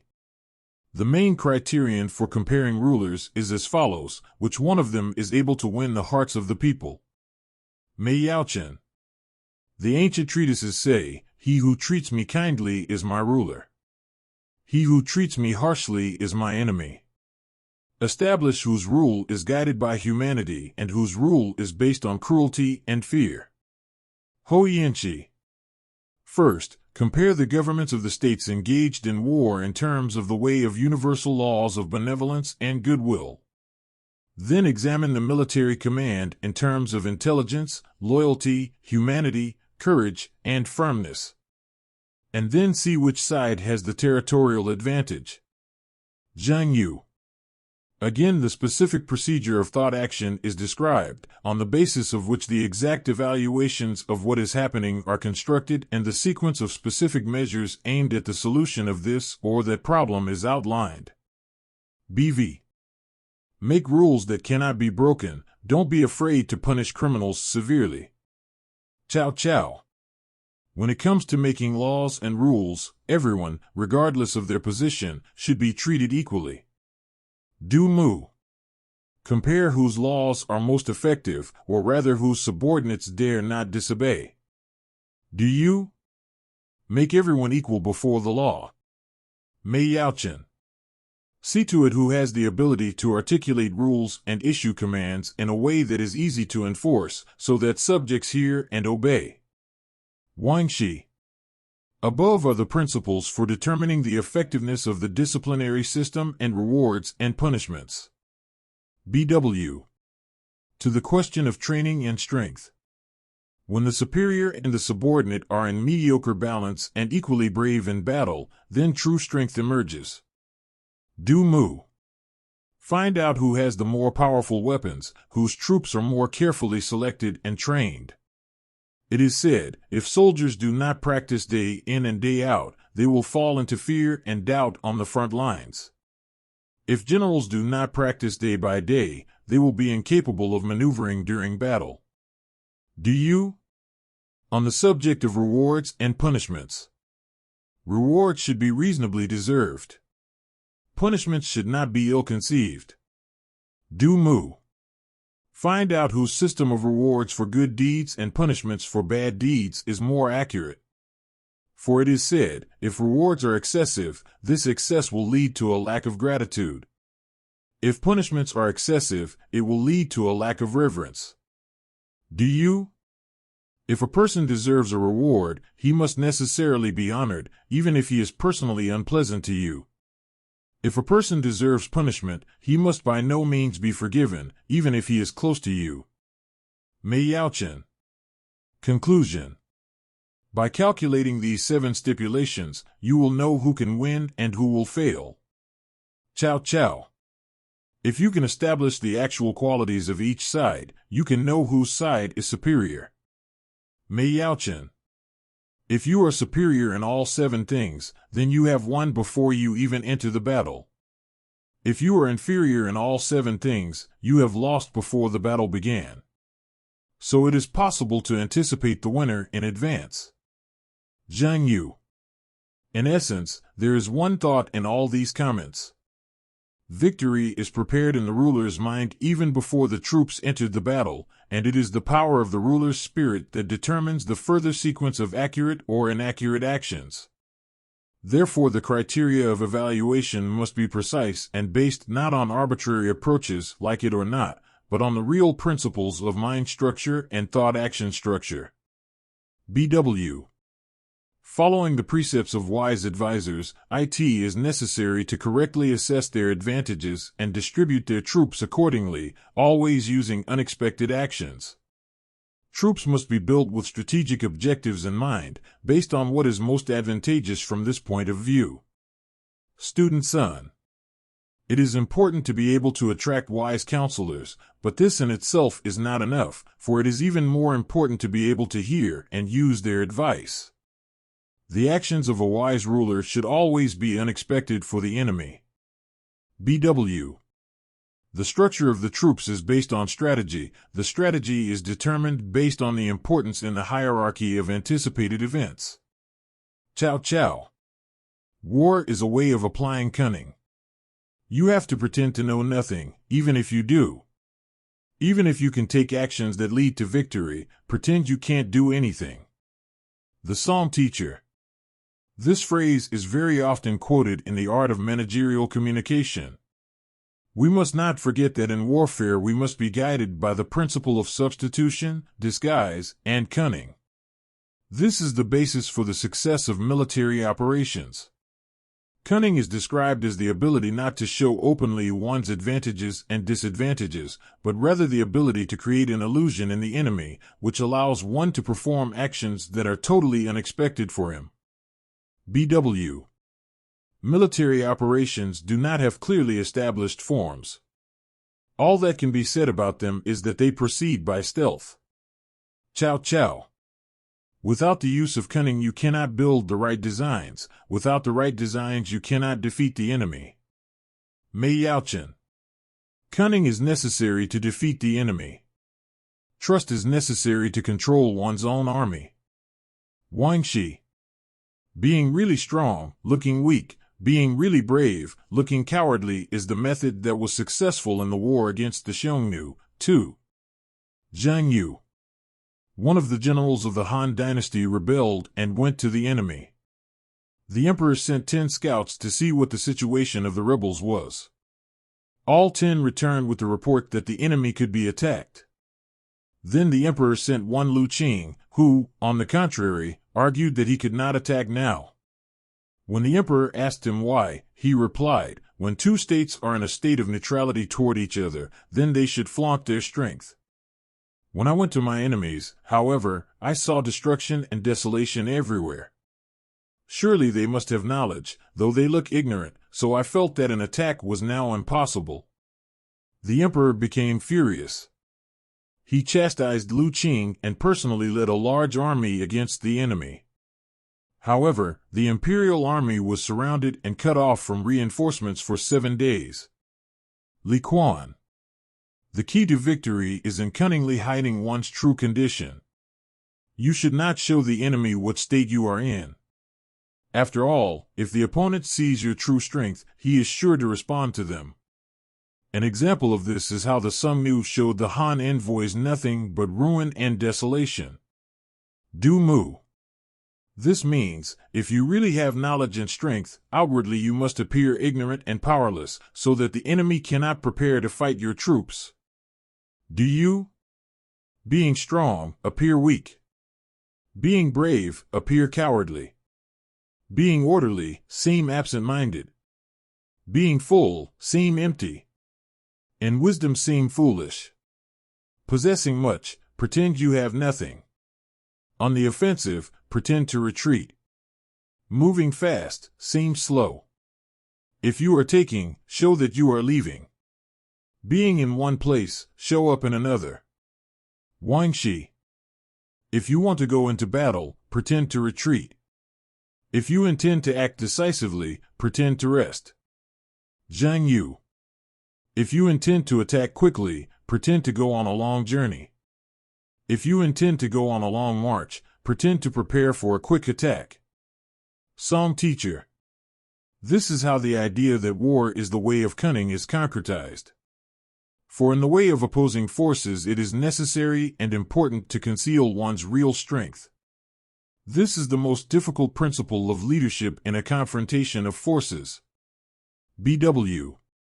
All this is to prevent the enemy from being able to prepare. Li Quan.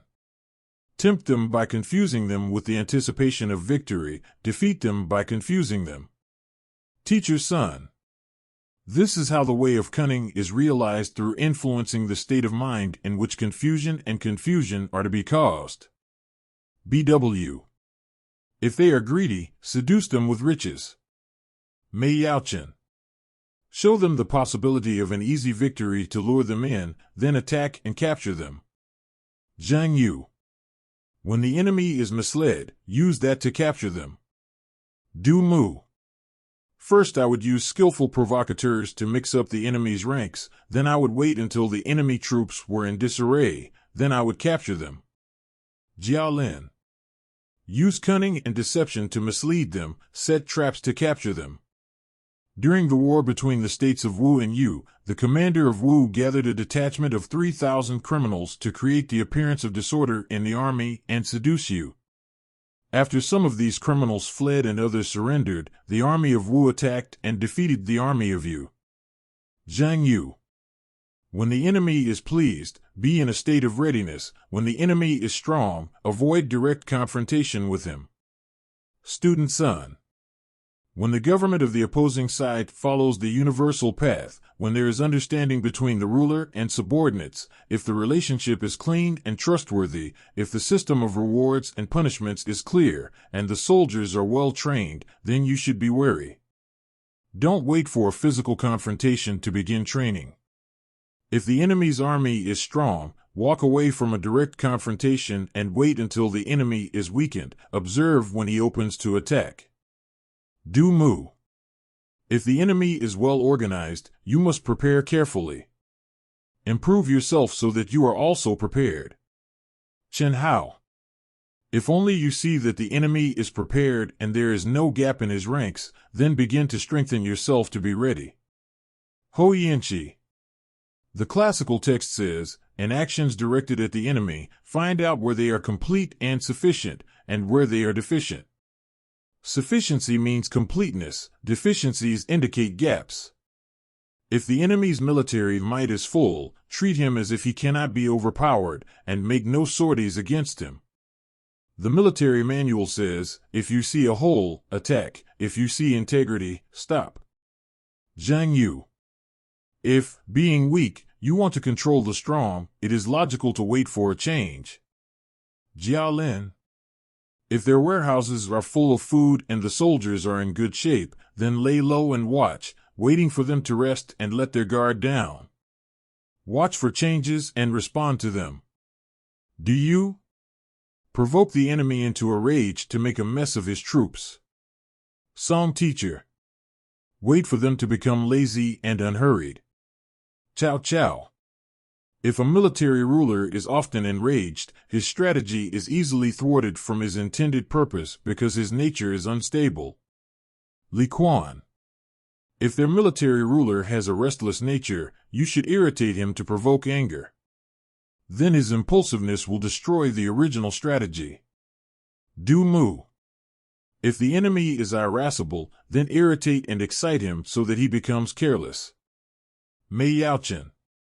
If the adversary is easily enraged and furious, confuse him and provoke him to anger. then his integrity of mind will be disturbed. He will act rashly, not following the plan worked out in advance. Zhang Yu. Show outward humility and obedience to cause arrogance to your opponent. Teach your son. If they give you expensive gifts and accompany them with sweet speeches, it means they are preparing for something. Li Quan. If they are agitated and ready to move, pretend that you are frightened. To further raise their spirits, wait until they relax, then regroup and attack. Do you? Show them your weakness so that they become haughty. Mei Yaochen. Pretend that you are slow and weak, cause their arrogance, then they won't take you into consideration, and you can attack them when they relax. Wang Shi. Confuse the enemy with your constant movements. Sun Teacher. It is very important to always find yourself where the enemy does not expect you. This will allow you to always have freedom of maneuver and the ability to perform actions that the enemy is not prepared for. BW. Wear them out with the speed of your movements. Chow Chow. Make frequent surprise attacks. When they advance, retreat. When they retreat to their own back, attack. When they send reinforcements to the left flank, you advance on the right. When they go with reinforcements to the right flank, you move to the left. In this way you exhaust them. Wang Shi. If you do so, you can save your strength and wear down the enemy. Zhang Yu. Cause discord and disunity among the enemy. Teach your son. Again, it's about foresight and action taken before direct confrontation begins. BW. Send in provocateurs to sow discord in the enemy's army. Chow Chow. Destroy agreement between them, cause a difference of opinion between the ruler and his advisors, and then attack. Li Quan. This means that if good relations are established between the ruler of the other side and his subordinates, bribery should be used. Du Mu. If they are stingy, you be generous. If they are harsh, you be lenient. Then suspicion will arise between the ruler and the subordinates, and you can sow discord in their ranks. Chen Hao. Seduce them with the expectation of profit, get provocateurs into their troops, send to them those who know how to speak beautifully, who know how to enter into trust. Divide the enemy's power and destroy their organization. Do you? You could provoke a rift between their ruler and his subordinates or between your enemy and his allies. Cause discord in their ranks and then capture them. Zhang Yu. Make an attack when the enemy is not ready. Make a move when the enemy does not expect it. Sun Teacher. All of these guidelines are designed to adjust the ruler's state of mind so as to act freely in specific situations. BW. Attack when they are relaxed. Start moving when a gap opens up. Chow Chow. Penetrate where there are gaps. Attack them when they are sluggish and relaxed. Don't let them see your preparations. For it is not without reason that it is said that the most valuable thing in warfare is fluidity, unpredictability. One of the great military rulers said, "The most effective of all moves is the one that is unexpected. The best of plans is the one that is unknown." Min Shi. The location of forces and the sequence of planned actions must be kept secret until specific actions are initiated. Sun Teacher. Disclosure means discovery. Military actions have no predetermined form, just as water has no permanent form. Change when you meet your enemy face to face. Don't let him know what you intend to do. Thus keep your mind ready to assess the enemy, and your eyes wide open to observe the situation. Chow Chow. Attack when they are not ready and not expecting it, and then you will definitely win. This is the essence of martial arts, the ability to keep yourself hidden and not be recognized. Li Quan. To divulge something, you have to talk about it. What we mean is that none of the above strategies of secrecy can be considered universal. The first thing to do is to see the enemy's troops, and then to apply the science of war. You can't tell exactly what you're going to do before the action begins. Du Mu. If you properly change and adapt to the situation in direct confrontation with the enemy, how can you know in advance what you intend to do? Mei Yaochen. In all cases, the importance of preparation is stressed, which is expressed in the cultivation and creation of certain qualities of mind and personality. The actions themselves are not susceptible to systematization, and strategy is the science of building states of mind through nurturing the right qualities of the leader, which can be applied depending on the development of external circumstances. BW. The one who makes more calculations and deliberations in his mind before action is the one who possesses more strategic intentions. He who is not able to calculate in his mind a variety of moves of events in advance does not have a sufficient stock of strategic ideas. The one who has a large number of pre-developed strategic ideas, he wins more. The one who has fewer preconceived strategic ideas is the one who wins less. Based on these quality assessments of leaders, you can accurately predict who will win the battle and who will lose. Student Sun. When your strategy is shrewd and aimed far away, by calculations alone you already get a lot, so you can win without even entering the battle. When your strategy is short-sighted, then as a result of their calculations, you get a little, so you lose before entering into battle. Big strategy prevails over small strategy, so those who have no strategy at all are bound to be defeated. It is not without reason that it is said that winners win first and then go to war, whereas the defeated lead the offensive first and then seek victory. Zhang Yu. Chapter 2, Waging War. Develop the structure of the plot, and then proceed to equip. Therefore, the chapter on strategic preparation is followed by the chapter on waging battle. Li Quan. It is impossible to wage war for a long time, for even if you win, it will exhaust your strength and worsen the quality of your actions. If you are besieged, sooner or later the sources of your strength will be exhausted. If your troops are on a long march, your supplies will sooner or later run out. Song Teacher. You can't prolong a conflict without a well-thought-out strategy for waging war. One must try without haste, but as quickly as possible, to solve the problem and achieve the defeat of the enemy. In doing so, you must remember the price you are sure to pay for victory. This is why the first chapter of the treatise says that war is a matter of utmost importance for public education and should not be taken lightly. So, when engaging in conflict, remember the economy of strength, for the essence and purpose of conflict is first and foremost to remove the obstacles to a peaceful existence. BW. If you have an advantage in war, but you fight too long, it will not do you any good. The only thing that matters in warfare is final victory.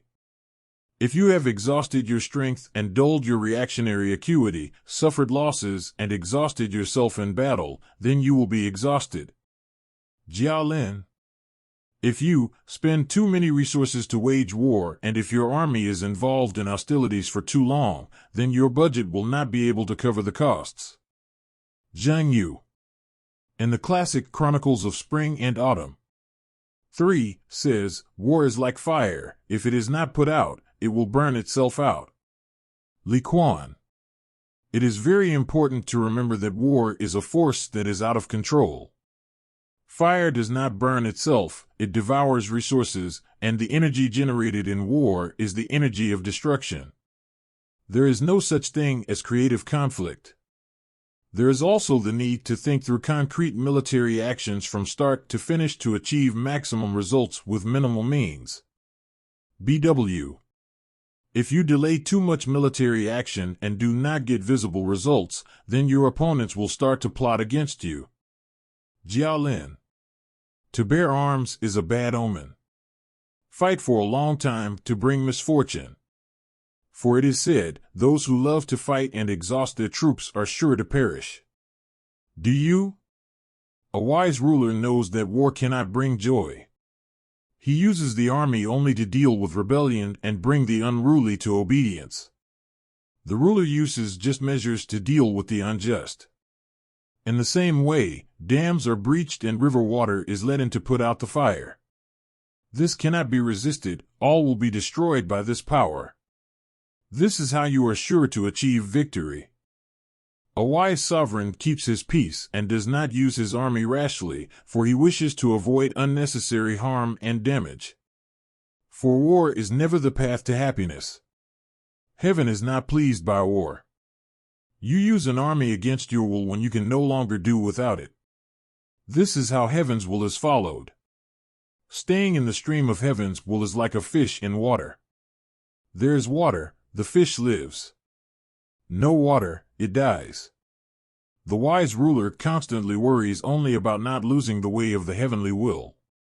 The Way of 3 Strategies for Success by Huang Shigong. If your troops are exhausted, your perception has lost its freshness and ease, and your strength is coming to an end, then your opponents will easily cope with your weaknesses and defeat you. In this case, even the wisest counselors will not help you, and you will not be able to complete your work successfully. Sun Teacher. In any case, a long involvement in the conflict worsens your condition, too, so when planning actions, always look for the shortest possible way to solve the problem with the minimum use of resources from the conduct of their main cases. Even if you're fighting a war in enemy territory, your house strength is drained in that case, too. BW. Large-scale operations always require enormous expenditures, which deplete you not only on the battlefield but also at home. Therefore, a wise ruler will not keep his army on the front lines for long. Li Quan. There are successful military actions that are carried out not too gracefully, but quickly. However, there are no successful military actions that are skillful and go on for a long time. If military action takes a long time, it never benefits the country. Student Sun. The importance of taking swift action in confronting forces, troop movements, and specific combat situations is stressed. The sooner a victory is achieved, the more good it will do, for any prolonged application of force exhausts the body, and from overwork comes illness, which can lead to irreversible consequences, even if you have in this case successfully accomplished the external tasks. BW. Some people win at the expense of speed, even if they are clumsy. Chow Chow. Some are quite clumsy in their attacks, but they win at the expense of exceptional speed because they do not want to exhaust their resources and wear out their troops. Du Mu. It is said, be as quick as the sound of thunder when you can't even cover your ears, be as quick as lightning when you can't even blink before you are blinded by the flash. Chen Hao. Quick action is always risky, but if you decide to attack in time, it can bring you all the fruits in the blink of an eye, while prudence and caution in some cases can lead you to a protracted confrontation, draining resources and strength. BW. And if you don't understand the evils of using weapons, you can never understand the virtues of using force. Student Sun. There is no absolute benefit or harm in anything, there is always the predominance of one side, and in the context of war, weapons, that is, force, through the infliction of local evil, can create good, but it is essential to remember the suffering and loss, the disruption of the right rhythms of life that war brings. For this reason one must first remember the inevitability of the evil that weapons and war bring, only then will one use weapons prudently and correctly. BW. Disadvantages and advantages are interrelated. First learn the disadvantages, then you will learn the advantages. Li Quan. When commanders are arrogant and soldiers are lazy, in their pursuit of fortune they forget that they themselves can get into unexpected circumstances. And that is the main disadvantage of this kind of organization of the troops. Jia Lin. The country that gathers an army to march must be kind to its people. The country that is going to attack another country must first create the well-being of its people. For a good attitude toward the people enables a small number to defeat a large number of enemy troops. It is a satisfied people that allows weakness to defeat strength. That is why a good general educates his soldiers as if they were parts of his body. And 3 armies he can then command with his mind alone. The victory of such a commander can always be confidently predicted. Chapter Secrets of War from the Way of the 3 Strategies of Success Huang Shigong. So, if you intend to set your forces in motion and start a war, remember that you cannot achieve victory and benefit unless you know in advance all the hardships and adversities. Do you? He who is skilled in warfare does not raise an army twice and bring food 3 times. Teacher Sun. It means that the action taken must be thoughtful and swift, so as not to deplete the forces and not to bring the situation to an intractable, bringing only trouble and problems to everyone. BW. So it should be enough for you to raise your troops once to victory. You should not have to go back to yourself to raise more troops. First provide food for yourself, then decide how to deprive your enemy of food. Chow chow. Determine whether your attack on the enemy can be successful, determine whether you can win the battle, and only then raise troops, only then can you defeat the enemy and return home with victory. Do mu. Do not raise troops twice, otherwise the strength of the people will be exhausted and discontent will arise. Li Quan. If you use not only your own supplies, but also take away food from the enemy, then you will be able to fully provide your army with food and weapons. Sun Teacher. When you begin to resolve disputes by force, you must be sure to calculate your costs of action and conduct yourself correctly so that the main burden falls on the shoulders of the enemy. BW. If you are going to go to war, first calculate your costs and then do what you can to deprive your enemy of food. Chow chow.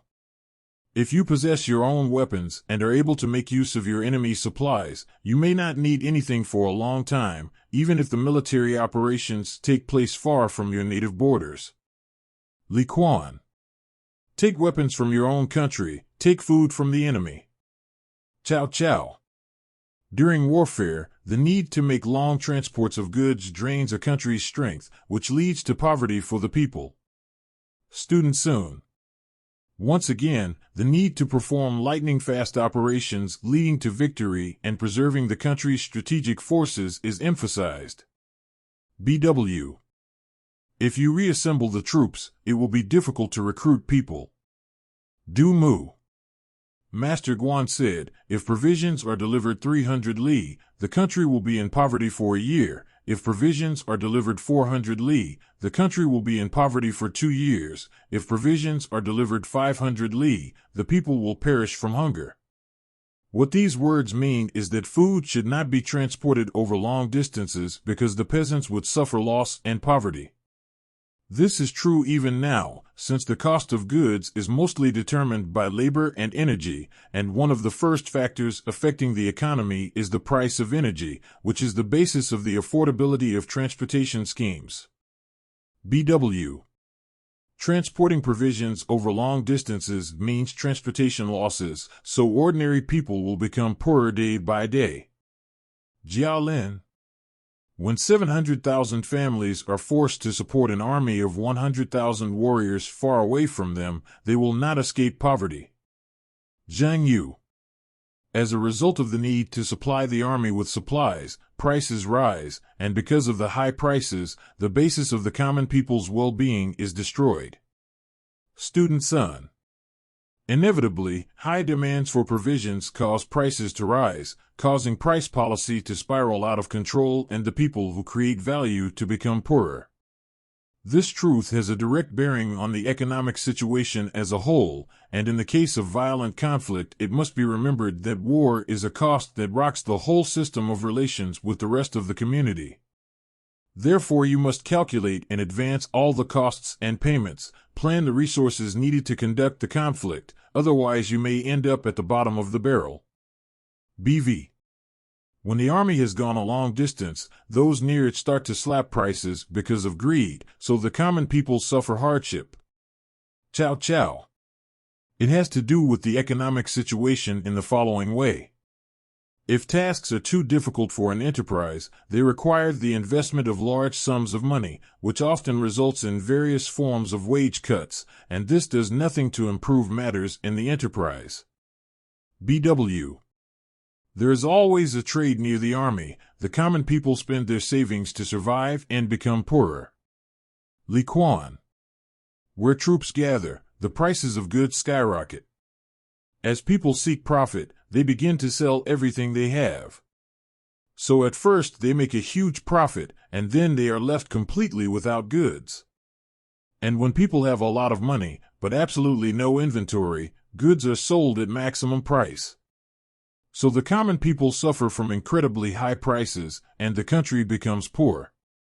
Jiaolin. When food is delivered over long distances, the costs are great and the strength of the people is depleted. Prices in markets along the route of the army skyrocket. Therefore, long-term warfare becomes a disaster for the people. Wangxi. When resources for resupply are depleted, then it is difficult to recruit new soldiers.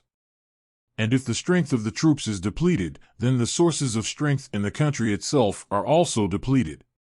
As a result of long-term warfare, the income of ordinary people is reduced by 70%, while the cost to the country of maintaining the strength of troops, restoring vehicles, replenishing weapons and ammunition, and replenishing clothing and ammunition goes up to 60% of the budget.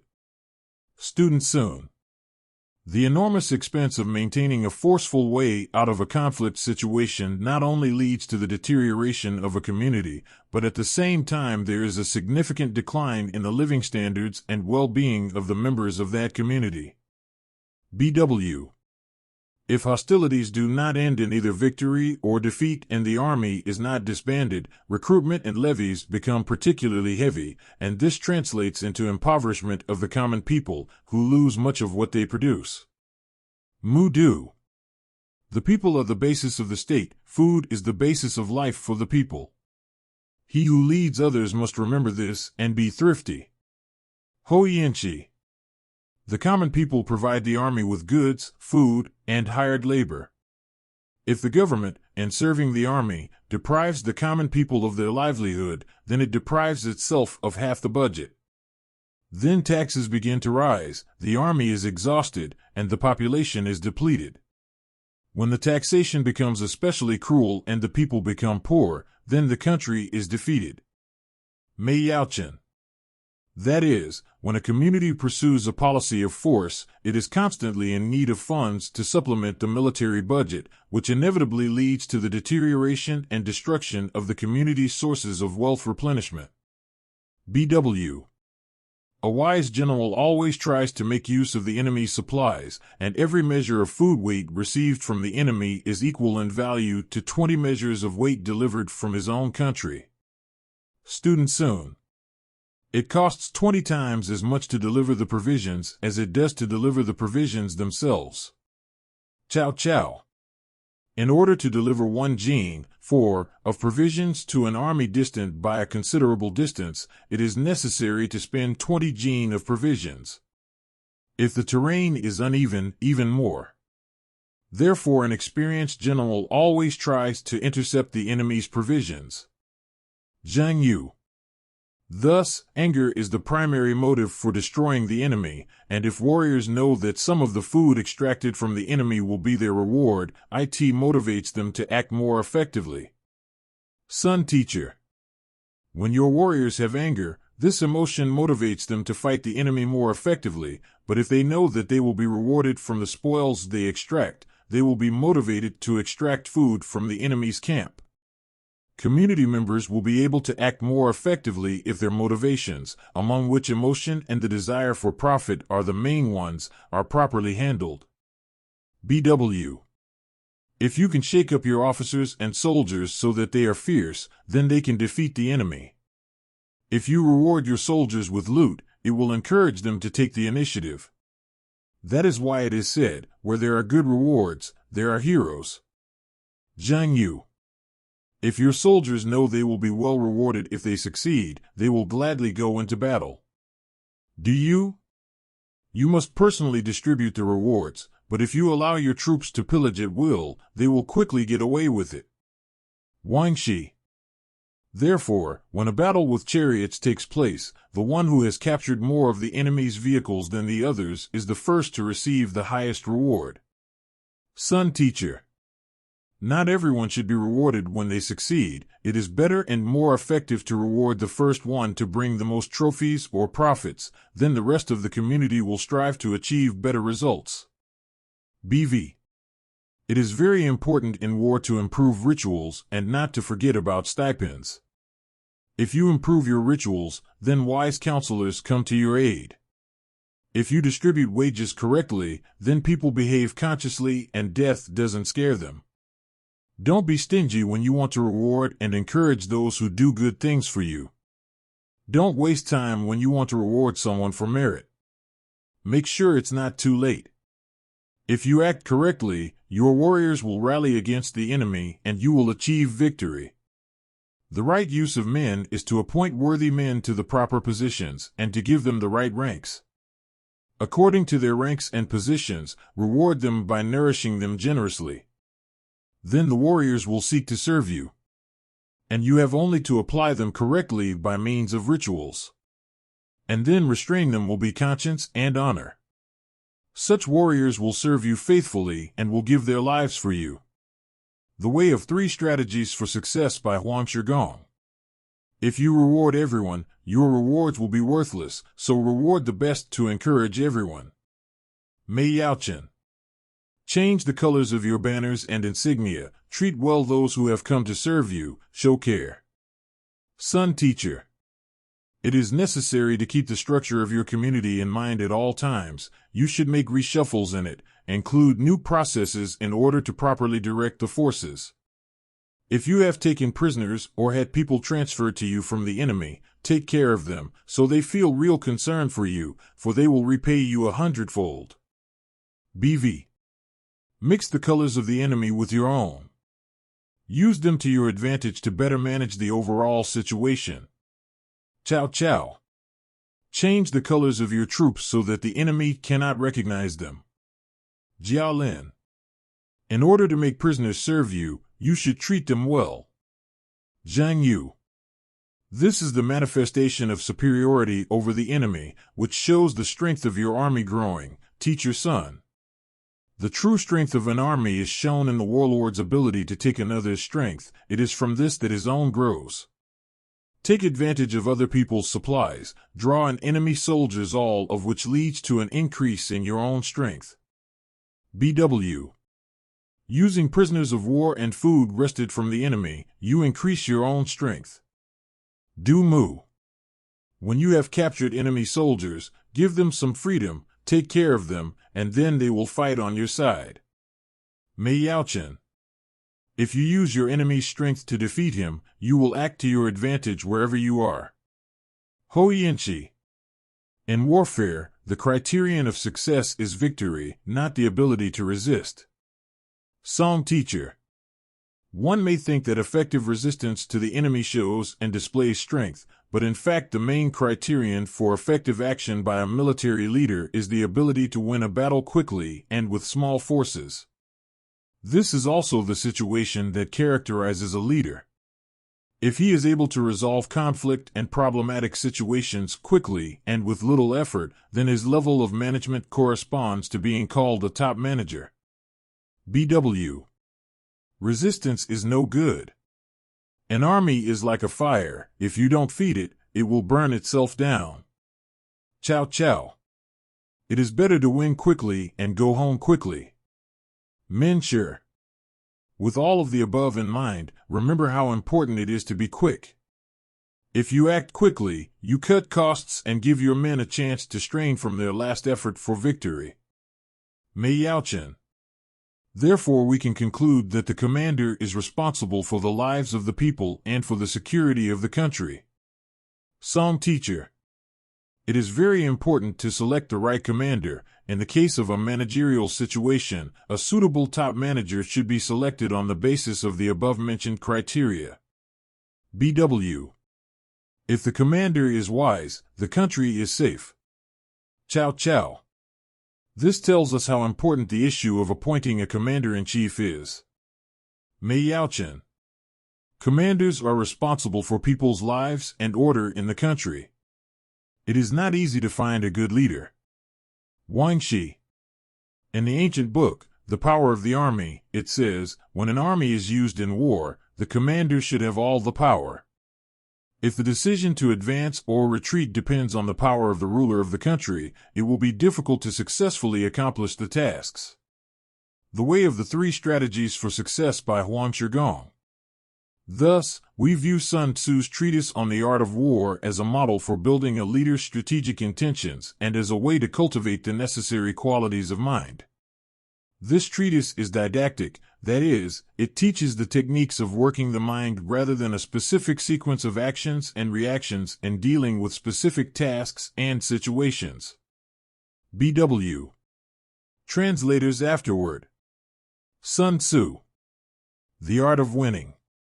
The treatise Sun Tzu bin for the variants of translation, The Art of Winning, The Art of War, Ways of Conducting Warfare, Ways of Using Military Force, was created during the Warring States, more than 2,000 years ago, by a man named Sun Tzu, who was a warrior and philosopher at the same time. This treatise is still the most relevant and elaborated guide in world culture on the strategy of warfare in any field of application of the method of force in solving contradictions. A great number of people who need to make decisions due to the nature of their work study it with the same attention and care as the ancient Chinese commanders and generals. In Japan and China, where there has been a rapid transition to a corporate and business culture in the last few decades, modern devotees of this text are successfully applying it to business and politics.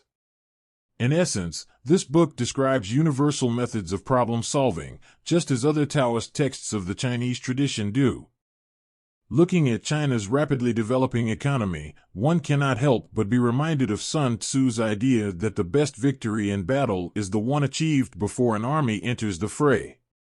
As a manual for the use of force in resolving all kinds of disputes, The Art of Winning can help out in any sphere of human communication, from the contradictions in the space of one person's consciousness to the clash of interests at the interstate level. The supreme goal of this science is invulnerability, the ability to achieve victory without the use of military force, the ability to use one's power flawlessly in the interests of psychology, business, politics, and political science. This translation is based on traditional approaches of Chinese worldview and, first of all, on the concepts and values of Taoist teachings. And the doctrine of the Way, Taoism, underlies not only psychological and psychophysical practices, but also the science and technology of all of East Asia. It is an inexhaustible source of profound knowledge about the nature of the interaction of the human mind and body on the way to overcoming human weaknesses in all areas of human activity. The conceptual basis of the art of war is the semantic content of the great ancient Taoist texts, such as the Book of Changes, the I Ching, and the Book of Truth and Power, the Tao Te Ching. When comparing the content of these works, it is clear that in the field of military arts and sciences, Taoism completely defines all the approaches and attitudes of traditional China.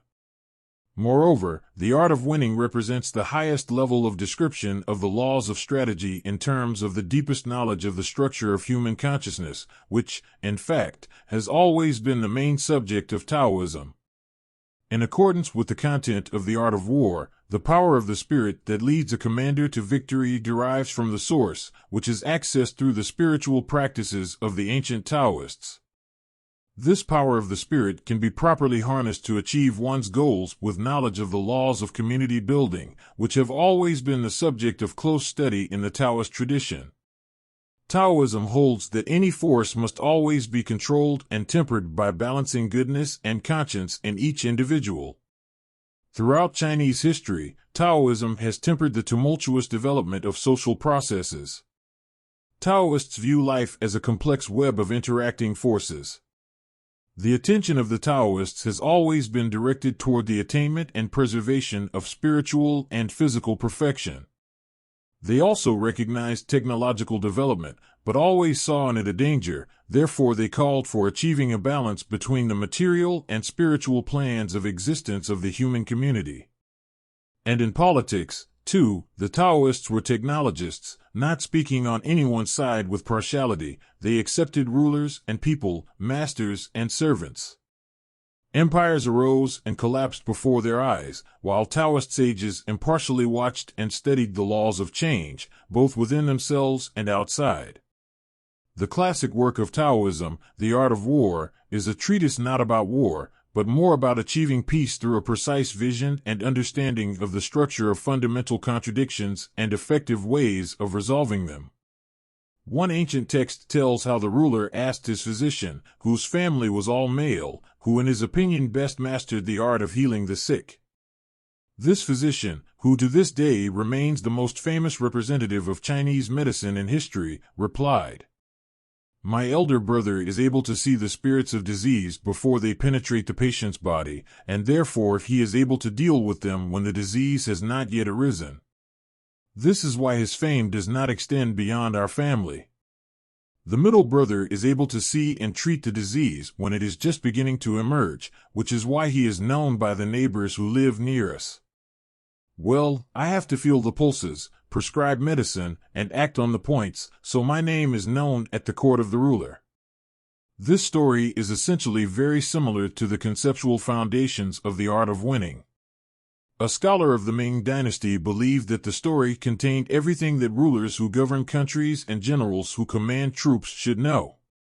Both healing and the art of war go beyond mundane applications, which is why they contain a number of rules and laws that can be used more broadly in all areas of human endeavor. These are, first of all, the rule of least intervention to achieve the greatest benefit. It is a description of the laws of behavior in complex and conflicting circumstances that require additional adjustment.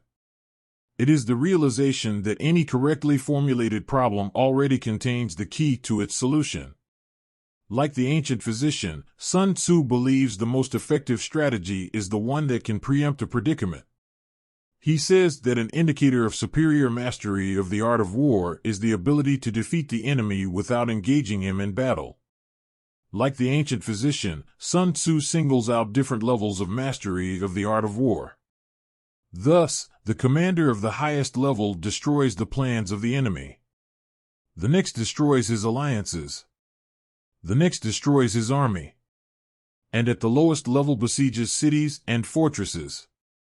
Here one can see the similarity of Sun Tzu's approaches to warfare with the rules of the medical science of ancient China. The destruction of the enemy's designs corresponds to the strengthening of the healthy forces of the human body that can resist the harmful effects of the causes of disease. Attacking the enemy's army is the same as administering medicine, and siege of fortresses corresponds to surgical intervention. Just as the elder brother was not known to people because he knew how to deal with disease when it had not yet begun to develop in the human body, so the great warriors of antiquity, according to Sun Tzu, defeated the enemy before the beginning of hostilities. And they were not widely known because they did not perform any obvious outstanding feats. It is necessary to obtain victory with the least losses and costs, without entering into battle. Such approaches fully coincide with the foundations of the Taoist teachings. And it was the Taoist teaching that preserved and transmitted wisdom both in the field of traditional medicine and in the art of warfare. In the Book of Truth and Power, Lao Tzu puts it this way: the difficult consists of a large number of easy steps, and the great is made up of a large number of small parts. Difficulties must be dealt with. The greatest problems must be solved by doing the small actions of which these problems are made up, affecting their simple components. That is why wise people do no great things, and their achievements are great. The Art of Winning was written at about the same time as the Book of Truth and Power, at a time of endless internecine warfare. It is based on the application of the mind rather than the senses and solving difficult problems. Thus Sun Tzu speaks of how a reasonable understanding of the nature of contradictions not only solves the problem, but also avoids the occurrence of confrontations altogether. The influence of Taoism on the art of winning was evident to ancient Taoist scholars as well. The medieval Taoist treatise The Book of Balance and Harmony, Zhong Yi Qi, states that deep comprehension of the laws is achieved by studying without looking, and flawless action on the way is accomplished without effort. Deep comprehension reveals the possibility of knowing the world without looking out of the house, and the ability to see the laws of heaven, not looking out of his window, as described by Lao Tzu. And just as flawless action means gaining power by following the natural development of what happens. According to Sun Tzu, a great warrior is he who can very accurately understand the logic of conflict, is able to anticipate every movement of the enemy, on the basis of which always acts, following the natural development of what is happening with the least effort and cost. In the Book of Balance and Harmony describes in detail the Taoist ways to achieve perfection in terms of comprehension of the path of the warrior. It says that deep knowledge indicates the ability to see the destruction of the harmony before it manifests itself outwardly. Deep knowledge allows you to know about the danger when it has not yet arisen, to foresee the destruction when there is not the slightest sign of it yet, to know about the approach of disaster when it has not yet occurred. Unsullied action indicates the exercise of the body without effort, the exercise of the mind without tension, actions in the world without involvement in these actions, and the performance of these actions with natural ease. Mastery of the profound knowledge of the laws makes it possible to turn confusion into order, danger into tranquility, from destruction into salvation, and calamity into good fortune. If you follow this way, you will be able to gain health and longevity, and the mind will comprehend the highest secrets and truths, lead the celestial empire to the great harmony, and realize all goals in life. In the Far East, Taoists and Chan Buddhists achieved inner peace and were always ready for the proximity of imminent doom. They also developed the highest level of sensitivity to constantly watch for changes in all external circumstances, responding in a timely manner to any movements, while maintaining a contemplative state and inner peace. The Book of Balance and Harmony states that the meaning of change on the path is to maintain full awareness in the state of rest, the ability to perform any action without effort, to cognize what is happening without direct experience. It is full awareness at rest that enables one to know anything. The ability to perform any action without effort enables one to cope with any task, and awareness without experience enables one to comprehend any phenomenon. As written in The Art of Winning, one cannot see from the outside the relationship between the level of awareness and the success of actions, because the follower of the path solves problems before they arise, that is, before an ordinary person is at all capable of recognizing their existence. The Book of Equilibrium and Harmony states that one cannot call awareness the feeling of an event after it has already occurred. Achieving a goal in a struggle cannot be called a successful outcome. One should not call knowledge of an object through direct experience of it knowledge. Such ways of working are only suitable for people who lack sensitivity and receptivity. The ability to know what is not yet there, the ability to feel the unrevealed, the ability to see what has not yet arisen, can only develop in relationship and wholeness. Only in such a position will there be nothing misunderstood, nothing will remain unresponsive and consonant, and every movement of the world will benefit. For that is the essence of the teachings of the way, that you learn to control what happens by developing awareness in the senses. The Book of Balance and Harmony, speaking of the fickleness of the way, refers to the Book of Changes, which is the classic source of knowledge about the structure of subtle sensation and responsiveness in the way of knowing the world. The Art of Winning, like the Book of Changes and other Taoist books, has an enormous reservoir of metaphorical power to acquire inexhaustible knowledge of the world. Just as in the case of other Taoist books, in working with the art of war, the reader gradually masters the subtle truths set forth in this book and, according to his or her mindset, applies those truths in practice according to his or her abilities. The relationship between the art of war and the Taoist tradition can be traced back to the ancient reign of the Yellow Emperor, Huangdi, who lived in the 27th century BC. He was one of China's great cultural heroes and a founding figure of the Taoist teachings. Taoism is often referred to as the teachings of the Yellow Emperor and Lao Tzu, Huang Lao Ji Tao. According to myths, the Yellow Emperor was able to win the war with Qi Yu, his main opponent and rival, only because of the Taoist techniques of the Miracle Gate, Qi Min Dong Jia, handed down to him by an immortal Taoist.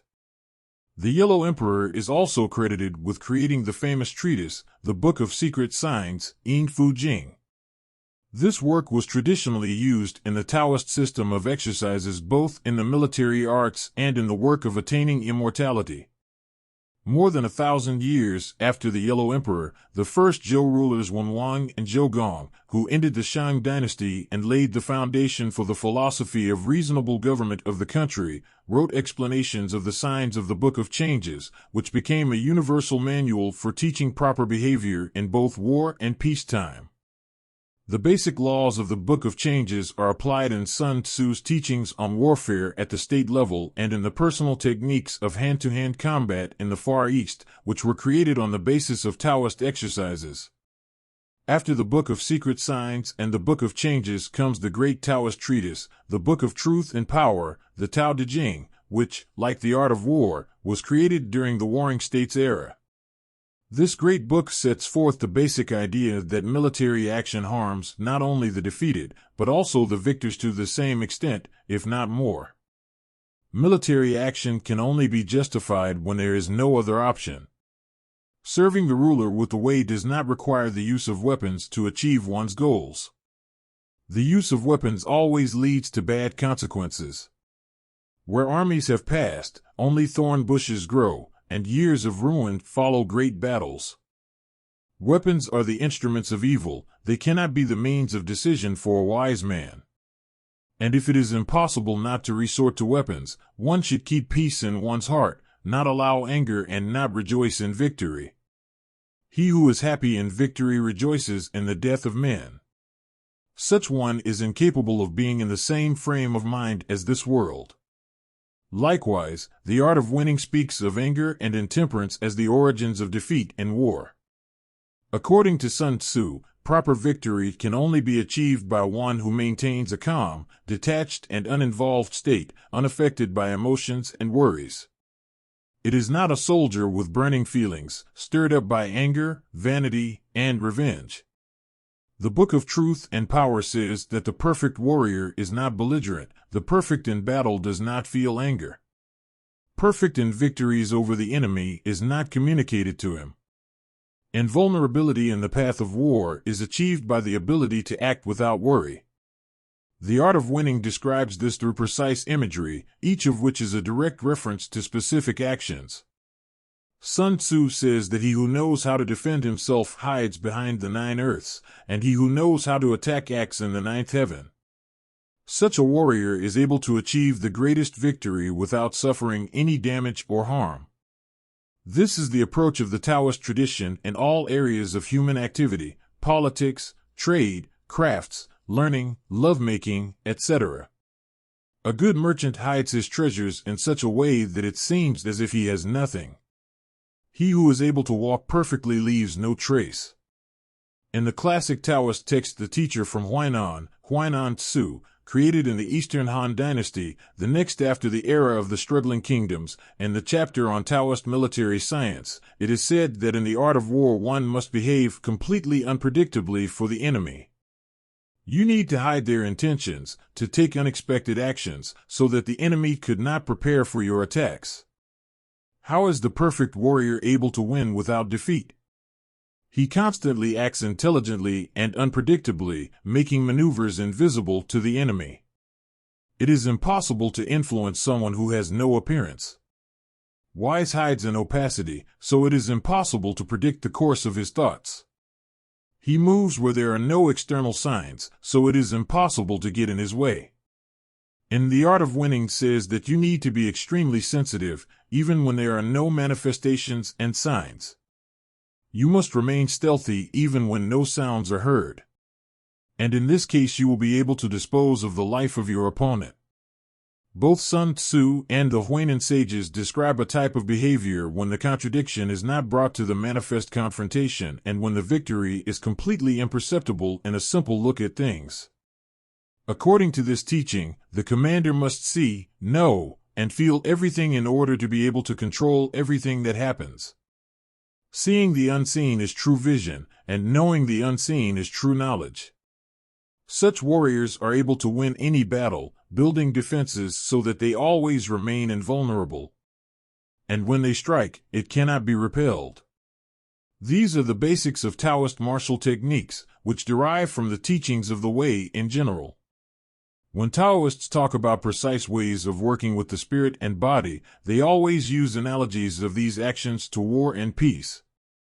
The core of Taoist ways of inner work is the art of the proper interaction of emptiness and wholeness contained in the Book of Changes, which is applicable to resolving both bodily and spiritual contradictions.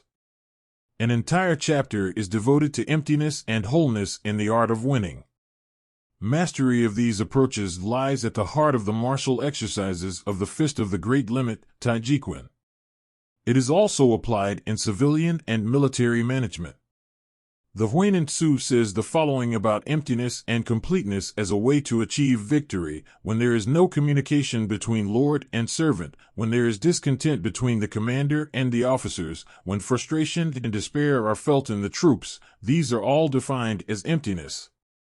But when the ruler is wise and the commander has strength of mind, when lords and servants act in harmony, when there is no discord between will and power, this is called completeness. When there is knowledge, you know how to pour into the subordinates of the force, which will strike a blow to the emptiness of the enemy. But if there is no knowledge, then the force is emptied and is not able to resist the fullness of the enemy.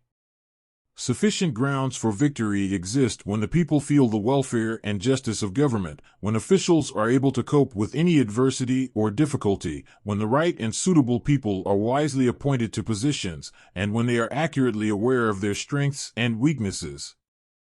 It is the Book of Changes that tells us that military power is built on the basis of sound government, that is, the prosperity of any community is possible when there is sustained prosperity in society. The same is stated at the very beginning of the first chapter of The Art of War. Approaches to the study of the quality of enemy power are also described here. The state of spirit in society, the mutual understanding between the rulers and the people, and the moral foundations are examined. And when a community is in the right state, then a small army is capable of defeating a numerically superior enemy. It is important that the governance of the community be based on justice, moral values, reasonable order, and coherence. The same principles are described in Sun Tzu. The size of a country and the size of its population do not determine the strength of a state. Victory is not a consequence of strong armaments. Security is not ensured by high walls and deep moats. Obedience is not achieved by cruel laws and frequent punishments. He who makes governance viable in his community is able to survive, even if his forces are small. He who governs on the basis of destruction will perish, even if his forces are great. This is essentially what Zhuge Liang, the great ancient general and strategist who lived in the 3rd century AD, famed for his strategic approach and shrewd wisdom in military and state affairs, said. He said that the way of war is to achieve harmony and agreement. When a man is in harmony with himself, he fights naturally and easily without wasting strength. When there is no harmony and trust between soldiers and commanders, no opportunity to unite under a common leadership, when the advice of the right people are not listened to, the dissatisfied will constantly whisper in secret. If hypocrisy rules the army, even if the commander has the great wisdom of the ancient rulers, he will not be able to defeat the crowd of peasants either.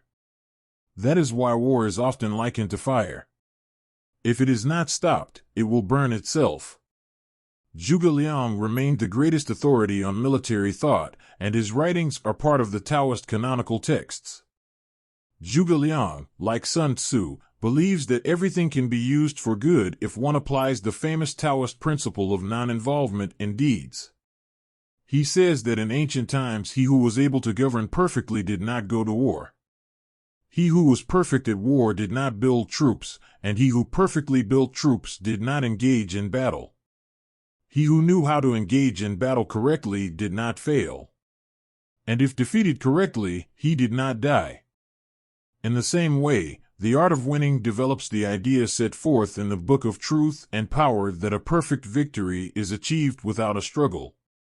Zhuge Liang cites the words from the treatise Tao Te Ching, disarming weapons and action unhappy. It can only be used against one's will. However, Zhuge Liang's books contain many useful thoughts and tips for achieving political and military security, as well as in the art of winning. Zhuge Liang believes that ruling an army means monitoring the border, that is, controlling remote areas. This is the only way to keep the country from great turmoil.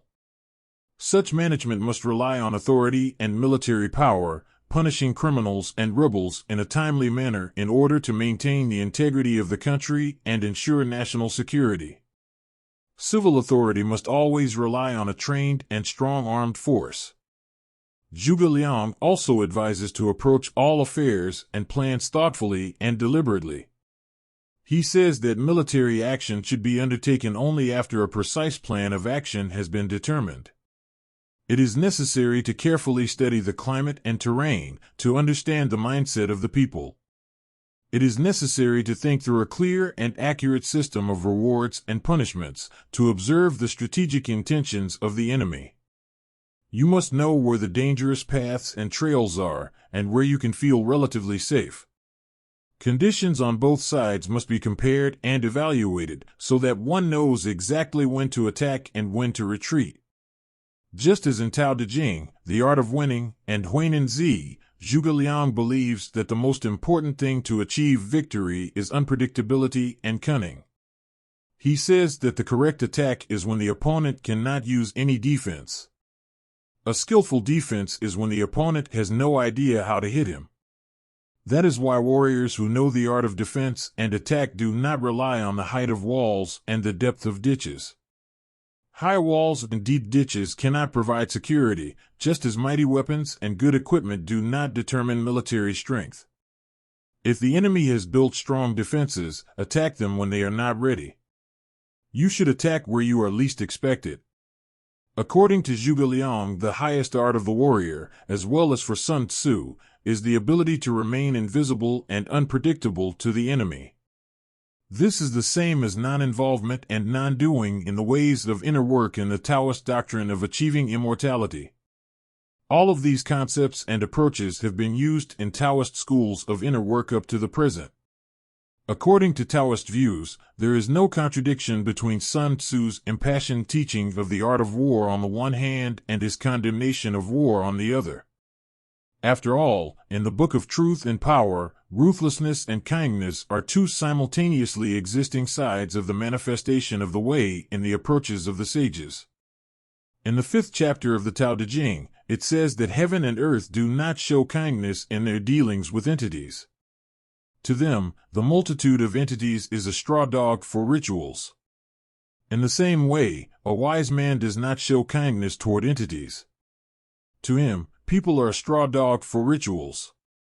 The space between heaven and earth is like forging furs, the air is blown out, and they are not exhausted. The more you set in motion, the more comes out. The more words are spoken, the fewer possibilities remain. The right thing to do is to keep a balance in everything. Chapter 67 of the Tao Te Ching says that for a Taoist there are 3 main jewels that he treasures and cherishes. These are mercy, frugality, and the ability not to put oneself ahead of others in the celestial kingdom. Mercy enables one to be courageous. Thriftiness enables one to be broad. And if you don't put yourself ahead of others in celestiality, you can make your tools last. If you refuse mercy and courage, frugality and breadth, modesty and patience, you are bound to perish. Showing mercy in battle, you will be victorious. Showing mercy during defense will make it strong. These are the basic philosophical tenets outlined by Sun Tzu in his treatise The Art of Winning. Notes: Struggling, Warring, Kingdoms Era, Zhanghua, 475 to 221 BC. Wangshi, Song Dynasty, early 11th century, is the author of the 2 classic Confucian treatises Sun Tzu, Chronicles of Springs and Autumns. Spring and Autumn Period, Sun Tzu, 722 to 481 BC.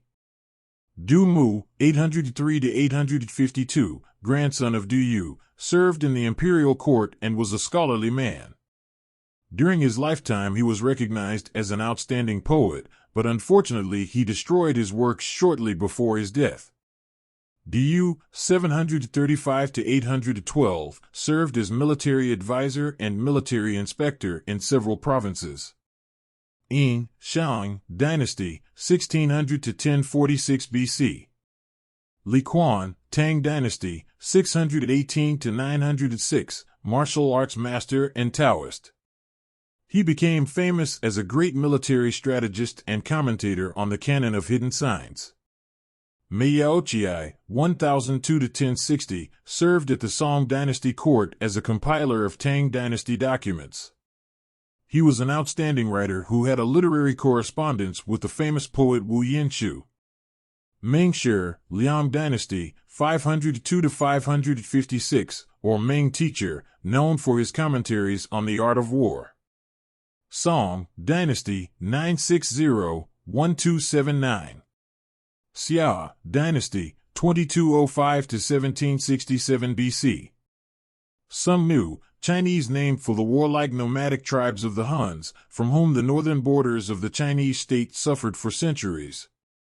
Tang Dynasty, 618 to 907.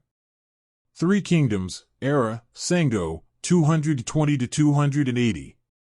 Han Eastern Dynasty, 25 to 220. Han Western Dynasty, 206 BC 9 AD. Ho Yinshi, Song Dynasty, made famous by his commentaries on the art of war. Six Dynasties, an Era, Lu Chao, 265 to 581. Cao Cao, 155 to 200, famed military commander, also known for his classic novel The Three Kingdoms. He participated in the suppression of a military coup and prevented an attempt to overthrow the current emperor. In gratitude, he was appointed to the position of guardian of the throne, but he chose to go his own way. Cao Cao was renowned as a connoisseur of the arts. He compared himself to Wen Wang, the founder of the Zhou dynasty and one of the creators of the Book of Changes. He invariably followed the teachings of the classical treatise Sun Tzu. Qin Dynasty, 221 to 206 BC. Jialin, Tang Dynasty, 618 to 906, immortalized his name with his wise commentaries on the art of war. Zheng Yu, Song Dynasty, famous author of biographies of famous military figures and commentator of the treatise The Art of Winning. Zhou Eastern Dynasty, 1046 to 771 BC. Zhou Western Dynasty, 771 to 256 BC. Chen Hao, Song Dynasty, beginning of 13th century, famous for his independence, became a state official at the age of 21. In the middle of the 20s of the 13th century, he led an army against the Jurchen tribes. Thank you for joining us on this enlightening journey through Sun Tzu's The Art of Winning here at Audiobookpro. We hope you've gained valuable insights and inspiration to help you conquer challenges and achieve success in your own life. Remember, the wisdom of the ages is at your fingertips, and with determination and strategic thinking, you too can master the art of winning.